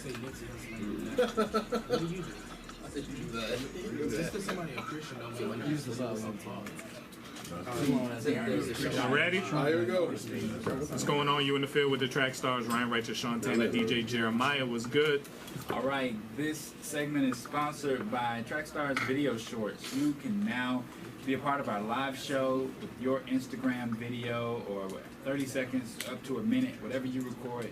You can play it during our live show with our loyal listeners, get feedback on it, tag yourself in the social media so that you can get some of the followers to come back out, purchase your product, take a look at what you have, visit your website. All right? All right, man, it's line for line time. We're going to get right down to it, man. Stephen Malcolm in one corner, Logic in the other corner. Whoa. We're just going to get this going, man. Whoa. And Logic, actually, Stephen Malcolm asked about doing this, too. I remember somebody tweeted out and said, hey, man, you should do Logic versus Stephen Malcolm, and he liked it. So I said, okay, let's go. All right, the views and opinions, Trackstarz Universe, not the views and opinions of the artist, the label, producing others offends you, and you feel like we shouldn't be doing this, please press stop now. If you feel we're promoting mainstream artists on Trackstarz, press stop now. We try not to do the same artists over and over. If you're a person who only listen to Christian artists, this ain't your cup of tea, man. We just did a fire noteworthy. We got some more topics, a dope dissect with your name on it. Stephen Malcolm is not the Christian version of anybody. This is just a bit, folks. All right, so here we go. We're about to we're going to start off with Stephen Malcolm first. All right, so this one, I was saying, this is the closest we got to these joints. So we're going to start off with Stephen Malcolm first. It's called Rodeo. Here we go. I'm feeling well, wake up and pray, feeling my grace, yeah. Oh, working on my patience, need more than a take one, need more than a take two, yeah. But am I really ready for the fight though? Back all against the tight ropes. Girls all up in my DM trying to see if he would get one night though, yeah. I'm trying to see it as it really is. Look past the false and see me how you see me. All right, that was Rodeo, Stephen Malcolm. This is Logic, Icy. I'm icy, I'm so cold, I'm chilly. You know I got the C notes like I'm Eilish, I'm Billy. That boy Logic flow so cold, low, go crazy, silly. You ever gon' stop rap thinking, no, not really. Ayy, I be quick to put an ugly bitch in her place. Cause a beautiful woman is something to see and she's not defined by her face. Can't f with no girl that be all in the gram trying to post while I'm eating spaghetti. Land, girl, can't you be normal? I'm famous as yeah, we get it already, but who give a shit about that? I am a good man, how about that? No way, yeah, I'll have to find with a That was Icy, Logic versus Stephen Malcolm's Rodeo. Who y'all going in? All right, real quick, what you got? I thought we was raising hands. No, we're doing it around Okay. once. I'm gonna see how long it takes. Line for line. I might give it to Steven. Steven, what you got? Personally, I don't think this was a good comparison. Like, Okay. cause I know, no, for the songs. I know Steven can spit, but this bit that we just heard, it wasn't like a good. It was the closest one. Yeah. It was the closest one. But But Logic, Hopefully I'll he was do better. spitting harder. Logic. What you Okay. got? Steven. Steven, real quick. What you got? Steven. You Steven. got it? Logic. What you got? Steven. Steven. Logic. Steven. It was like Logic. You lost it. Steven. Where you need me to start again? We doing hands after this. I decided. All right, Steven. Bam. Logic. Okay. Bam. Steven. That's 4 Stevens. All right. Logic. All right, bet. Steven. Okay. Okay. Bet. What you got? Did you go? Yeah. Steven. Okay. What you got? Logic. Logic. What you got? Steven, easy. Steven. I got Steven on that. What you got? Steven. Steven. Steven. It wasn't, man. It sucked. It really did. It was not good. That was at least one. I am going to say. I'm gonna say Logic. But it's song for song. Steven. That was kind of hard. Oh.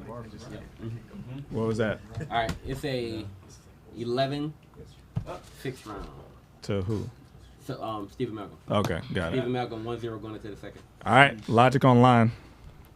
Good. Okay. Cool. All right, what's that? What you got? What you got? What's the? It's 1-0. 1-0. Yeah, 1-0. Stephen Malcolm. All right, here we go. We're gonna start off with Logic first. This time it's called "Confession of a Dangerous Mind." Here we go. Only led me to searching for hits, only led me to battle depression. I done learned my lesson, cause fame never lessen the pain. What if your life was under a glass and people try to dig up for your past and tell you what's good and what's not? And every time you drop a song, they say that it's whack or it's hot. And don't give a damn that it came from the heart. They tear it apart like hyenas. It's here for the dreamers, it's here for the people that know what I'm saying. All of the people that know what I'm saying.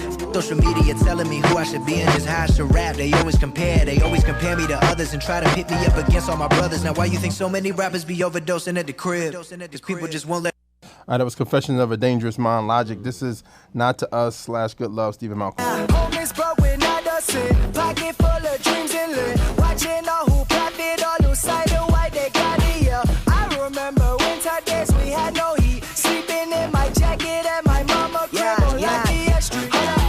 Now I got signed and leveled up on them. No, I'm not boasting, I just wanna flaunt them. Bought me a crib with a lake and a gate. Nah, I'm just kidding, but the future look great. Came a long way from that studio. The struggle's still real, but I'm Gucci though. To a 2-bedroom, me and Mark coolin', taking life in one night. All right, that was "Not to Us" / "Good Love." Stephen, "Confessions of a Dangerous Mind." Logic. All right. Who has Stephen Malcolm? Raise your hand. Give him time to count. 4, 5, 6, 7, 8, 9. We got 9. All right.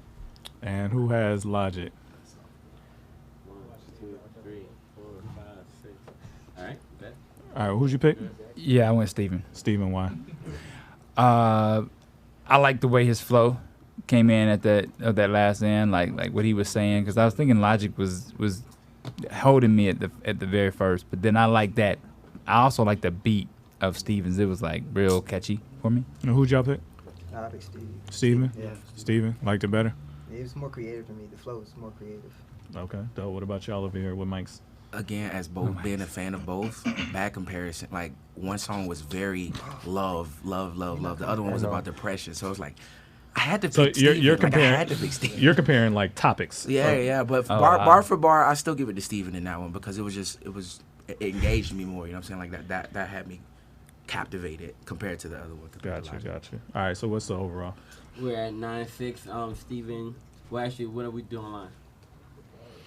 I think Ashley said Malcolm online. All right, cool. Then it's a 9-7 round for Stephen Malcolm. 2-0 going into the third. Okay. All right, here we go. This is Logic. So ballin'. Here we go. I'm kicking this shit like Kung Fu, kicking this shit like Corday do. Kill them all, they hit the rendezvous. Killing these beats like Kanye do. Like Jesus, believers, my Jesus, I'm ballin'. Top 5 alive, but number 1 calling. They say, Bobby, you so busy, so shameless. Hit another level when your ass got famous. Now they taking shots at the boy, but it's aimless. That purple micro red dot, I'm killing. Since 2009, I'm feeling fine, yeah, I'm still in it. Changing with the times when I rhyme.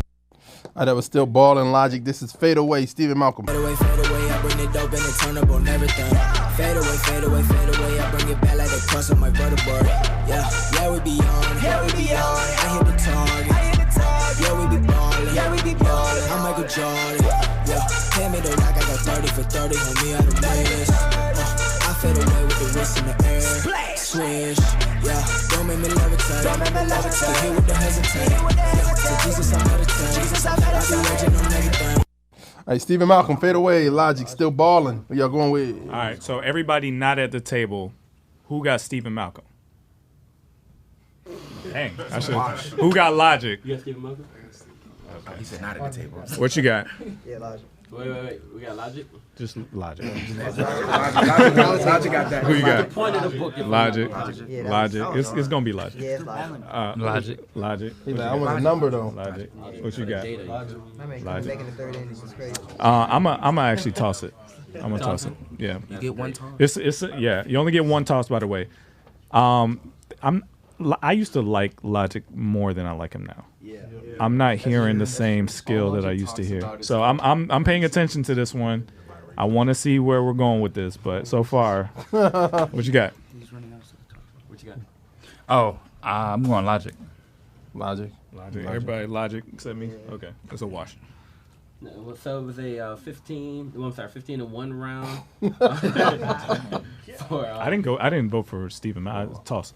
Yeah, it wasn't you. Oh, somebody else voted for Stephen? Oh, that's what's up, man. Close, you know.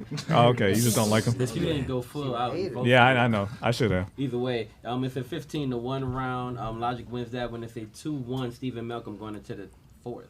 All right. All right, here we go. Start off with Stephen Malcolm. Fraguo. Here we go.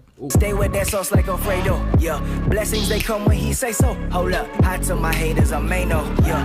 I put my homies on payroll, yeah.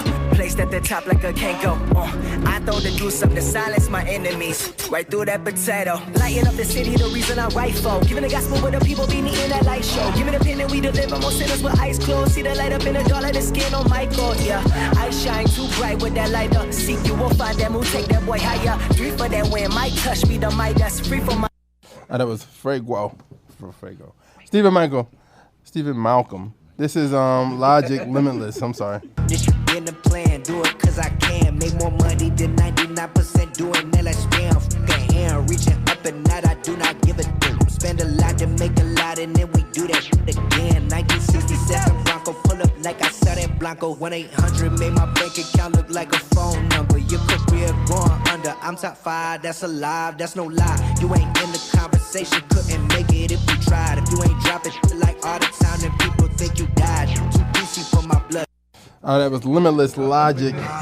Stephen Malcolm. Frago. All right, whoever's not at the table, who has Logic? Who has Stephen Malcolm? Oh, yeah, y'all are like in sync. Wait, let me see. Stephen Malcolm. Stephen Malcolm? Some people You talk, tossing? okay. So Yeah. hold your hand high for Stephen Malcolm. Stephen Malcolm, hands up. Hold your hand. 4. Okay, we got 4. All right. All right, what you got? Steven. Steven, right. Logic. What you got? Steven, what you got? Logic. Steven. I gotta toss that one. Toss. That's kind of what I'm talking about again right there. So Bobby Tarantino, Logic to me was really good. I'm not hearing that same edge to his verses. I thought Steven I almost thought Logic was the first one. Like that's how he used to rap. So anyway, I got Steven. There is a song you can play that can mess me up, but go ahead. I got Steven too. This is all Logic's new album. Right. Yeah, all this. Yeah, there's still one that could We're looking like online. mess me up. Like Malcolm mostly. Malcolm? Okay. Yeah. Oh, he won. All right. It is an 11 to 2 round. Stephen Malcolm 3-1 going into the 5th round. All right, here we go. Let's start off with Stephen Malcolm. This is called Devil is a Liar. Here we go. Lie if I ever seen one. I'm built like an army and he know my weakness, leaving me totally speechless. I got it all, the team, the dream, the money, I still can't believe it. I came from the bottom with nothing, created this wealth on my own. Not many years on what I'm on. Hit them like a Beretta whenever the devil decide to penetrate. I meditate then off of the victory. Got the enemy still in me, but the pen in me full of venom. I pull it to aim and hit him. I rip it to really get him. The spirit I really live it, so vivid and evident with the flow like woo. Ric Flair drip. I am the clip and I'm fully loaded. The Devil is a Lie. Stephen Malcolm. Logic. With a semi-automatic, who done had it and he ready for anybody to buck back. Hold on, catch a vibe, ain't no when you ain't even nobody alive, even suicide, no fuck that. Bobby feeling villainous, he killing us. I'm coming for your man and his lady, and even a baby. I'm feeling like I'm chicken, Slim Shady. There's nowhere to hide. We call this shit genocide. Hit them with that doo then they die. We gon' leave them crucified. We call this shit genocide. I got bitches, I got rolls, I got rare designer clothes. No, we ain't with that. Yeah, there's a time and a place, but if you ain't coming with the illest of raps, call it yourself.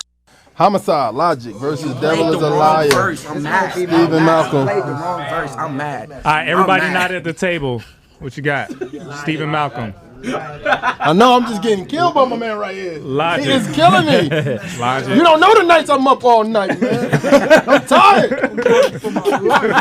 This ain't easy, brother. You played the wrong. Oh my life. All right, it's logical. What's the voting come up at? Everybody else, Logic. It's Logic. Logic. I go Steven. Steven, you just hate him. Finally, man, it makes sense to toss. What can he do? What can he? I was like, toss. Toss. You gonna toss it? What you got? Stephen Malcolm. Stephen Malcolm. What you got? Is it? I'm tossing mine. Toss. That's a Logic. Like Logic. all day, even though you played the wrong verse. It's Logic. There's only two. I know. Eminem is the other version. No, there's he has three. two? He starts off with one, and then it goes into the Oh, hook. okay. I was about to say, like, yeah, it's the wrong verse because it's Eminem. That's my favorite artist. Like you. That's your favorite. Oh, Eminem? Logic is your favorite? Logic's my favorite artist. Favorite. I got some questions for you. Michael Jackson. Oh, you asked me where I get my flow from. There you go. That's it? Okay. I got Logic. That's the one I was talking about. Gotcha. That's the one where it sounded like Bobby Tarantino Logic. Like he went in. What you got? I will go with Logic too. All right. All right, wash around for Logic. Is it comeback season? Yeah, it might Cavs. be. I mean, you know what you're doing. Anyway, so, it's a 3-2 battle right now. Stephen Malcolm still ahead going into the 6th round. All right, here we go. This is the 6th round. We're going to go with we'll do Logic first. This is called Lost in Translation. Here we go. Brought it like that, yeah, they gon' bring it back like that illest sample from the 70s. I'm feeling heavenly, grew up in Maryland, and now my neighbor is Beverly. Even when Bobby Boy over the hill and he's 70, I'ma be packing that weaponry. I am the greatest alive, you already know it, I don't gotta say it. It's shit, it's telepathy. If you feel different, it's stuck to me, cause I've been ballin', shot calling, dropping heat back to back while y'all stalling. Y'all wanna end it, yeah, but I'm all in. Climbing the ladder, ain't no way I'm falling. Come on, my darling, married to the gang, couldn't feel the pain, but I got a side bitch, and that's real. We love to make movies, I told you that's real, that's just how I feel. Tell me what it really give for a life like this. No, the boy won't fade away, take it day to day. That was Lost in Translation, Logic. This is Stephen Malcolm, Even Louder. My God is stronger than any sin that I hold. More precious than any silver and gold. Yeah. Told myself that my sin made me unworthy, but truth is I'll never be perfect. But Christ took the burden, took the lust of my eyes, the pride of my heart, aches and all the flaws. Nailed them to the cross, threw them to the ocean. Showed me I was chosen. Shifted all my focus till my eyes became open. Tossed out my doubts. Show me my way out. See, I once was lost. Now you're. That was Even Louder, Stephen Malcolm, Lost in Translation, Logic. You know what's funny about this is like the commenters are in the room with us now. The people that comment online. Yeah, all right, so everybody else not at the table, who got Logic?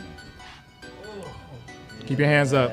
1, 2, 3, 4, 5, 6, 7. Who got Stephen Malcolm around the table? Not at the table. Stephen, 1. All right, what you got? Logic. Keep the hate alive. Keep the hate alive. I don't know. Like I like his presence and his voice. But he always acts like he has to like prove something. Logic. Right. I like that. Yeah. It's like, so he was like, and I put it in. It's in every song. It's like, and he always talks about how famous he is. Stop trying to prove something. You know what I mean? Like, we know you got good flow. Yeah. I like that. All right, so Keep that in. I'll go Steven. Yo, that was hilarious. Steven. Go ahead, Steven. What you got, my man? I guess you first. Logic. What you got? So that same thing that he says is the reason why he doesn't like Logic is the reason that I enjoy Logic the most, because I do feel like I have to prove something. That's why I What does Logic? Boy, so like, yeah, that's. What does Logic have to prove? I don't know what he has to prove, but whatever he's trying to prove, I'm there for it. You know what I'm saying? like Whatever the it is, I love it. I love when he does. You like to prove energy, right? Like I know one thing he was trying to prove that he's black. Now that should be done with. Hopefully he's done with that. He's not. But hopefully he's done with that. Leave that alone. Leave that alone. But seemed like he's all sure right did. to me. Like, I don't know. Now that thing I did not like. That's what I didn't like. Like, don't keep trying to prove you're black. He's bro. light Like, stop. skinned, man. Just stop, bro. Stop. All right. What you got, my man? Logic. I got Logic on that too. What you got, Jeremiah? Stephen Malcolm. Malcolm. What's that? All right. That is a 13-4 round for Logic. Oh, so it is tied. 3-3. We have to have overtime. A 7th round. Overtime. In overtime, there are no toss. No toss-ups this round. You got to choose. Who y'all want to start first? Do Logic first. You've been doing Steven first. Dang. Pop, pop, pop. What do you say? Keanu Reeves, Logic. Here we go. Talking Fortnite. Finally knew I made it sitting at the red light. When them soccer moms pull up in they van while I ride. Like, oh my God, children, it's the 1-800 guy. But my door's suicide. Yeah, I'm too alive. I have arrived. Everybody know I'm one of a guy. I ain't trying to your girl, I'm trying to mama. The drama. Bank account got an extra comma. Yeah, they sweat me like the sauna. Red carpet in my own merch like this designer. Did you know I'm mixed like Obama? It ain't a project if Logic ain't talk about being biracial. All right, that was Logic. I told you ain't done. That's Logic, Keanu Reeves. This is Stephen Malcolm. Watch. Sister was a stripper, so I left my only spot. So I raised myself, called that school of hard knocks. Everybody want a spot, but can't connect the dots. Why some people sleeping on me like a pillow top? Time to wake 'em up, ain't no snoozing on my clock. It's time to catch the wave like I took off in my yacht. Wake up in the morning, brush my teeth and get to grinding. A lot of people talking, but when I show up, they silent. Click stay on the road, steady racking up that mileage. Father, Son, Holy Ghost, pay ya. All right, that was Watch, Stephen Malcolm, Keanu Reeves, All right, Logic. I'm going to go around for everybody on this one. No this toss. is important. What you got?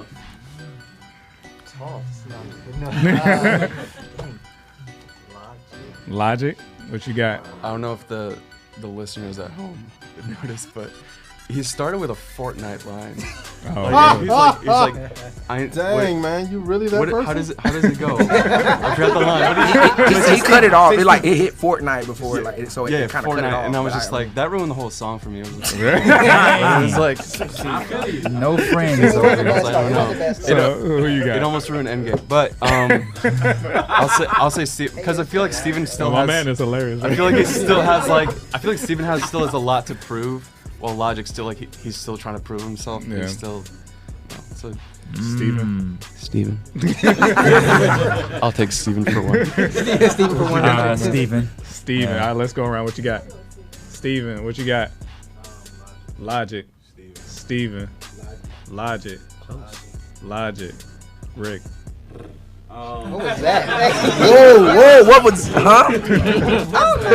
Need to use some logic and stop doing that. What you got? It's tough. Can we come? Let's go with.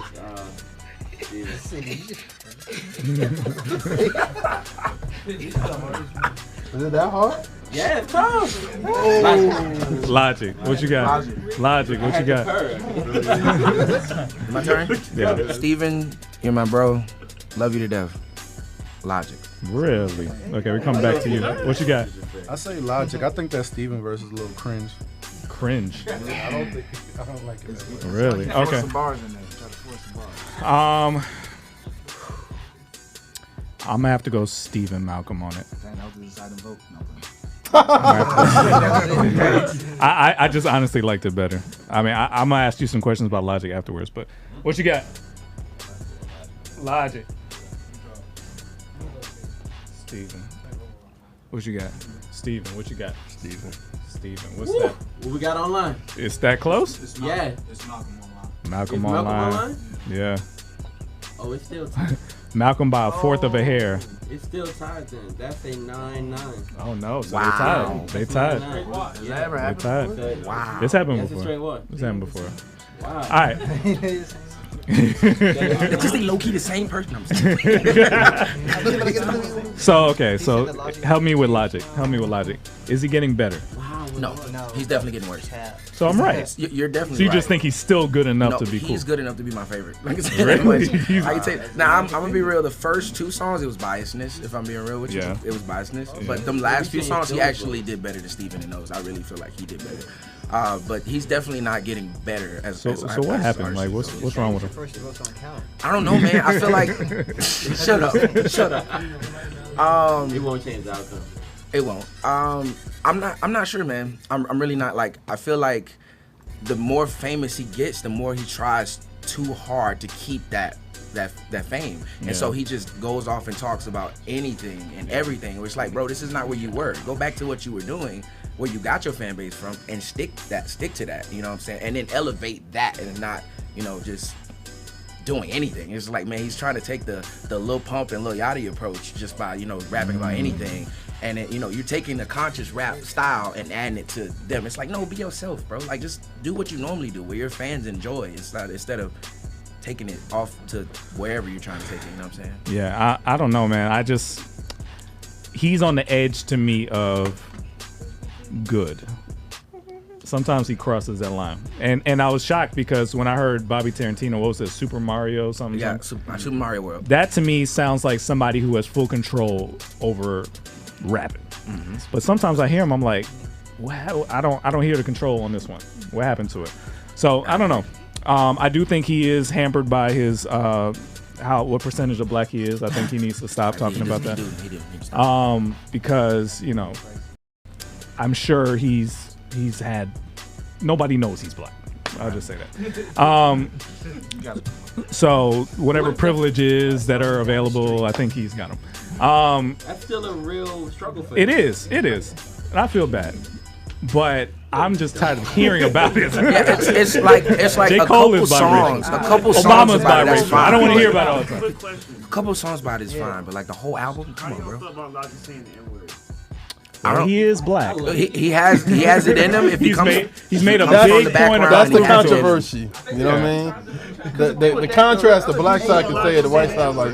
If he has it in him and he comes from the background, I'm fine with it. Well, that's okay. So we stumbled on a whole nother topic. What percentage black do you have to be to say the N-word? 47. At least 30. 47. 21. 51%. Verify this. That's like your leg. You gotta have majority ownership. 51. Because like, DNA correct me if I'm wrong. I can say Logic grew up in like Baltimore. Apparently, He said you got to be at least 4:30 p.m. So I'm saying like the issue is like Logic. Like I feel like people would use his case as an excuse. They like, oh, I found out I'm 2% black, but they didn't grow up in no type of anything Exactly. urban. You And it's need, like, you I need can the say- experience. so you have So to I feel have like, that background. Yeah, like too. you gotta have something to go with just. Should there be like a governing board to decide Trackstarz. who should? We should Yeah, decide. yes, we should decide. That's what's up. That's what's up. Okay. Trackstarz approved. That's interesting. Stamp. Y'all deciding if I could do it? Too late. You said too late.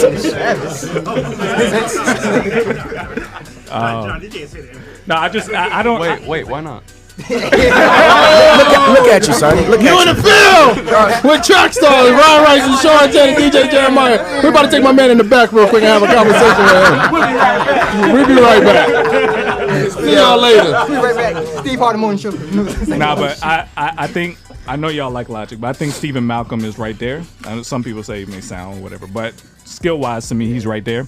I think the only reason you may not appreciate him is because he's right next to us. Like sometimes you don't appreciate people that are doing the same thing you're doing. Stephen Malcolm sounded on par with what Logic was doing. Well, that there right there, I can disagree with you because Stephen Malcolm is like I'm here. Stephen Malcolm is here for me, but that's the way I look at it. And I enjoy all of Stephen Malcolm's music for the most part. There's some songs I'm just like, but What's he I missing? enjoy What does Logic have that he doesn't? For you, not in general, but for you. I why don't do you know. like- I don't think that it's that one is missing something and one isn't. It's just I can relate to Logic as far as his rapping ability goes and what he talks about more than a little bit more than Steven. You know That's what I'm fair. saying? So, That's like, fair. Yeah, some people just resonate with you. There's nothing you can do about that. So you're not a hater. No, I'm not a hater. He No, like Logic. bro, Steve, bro. Steve is that dude. You know what I'm saying? I love Steven. Okay, that's what's up. Yo, Culture Villains in the building. Yeah. Y'all, Appreciate y'all, man. y'all did a great job on the Great show. week, Chris man. Noel in the building. Great Rockstar job. in the building. Heard last night was dope. Shout out 757. Rick Sincere. I heard y'all killed it, man. So thank y'all for coming through. Come back anytime. Thanks, guys. All right, you in the field with the Trackstarz, Ryan Righteous, Sean Tanner, DJ Jeremiah. Let go.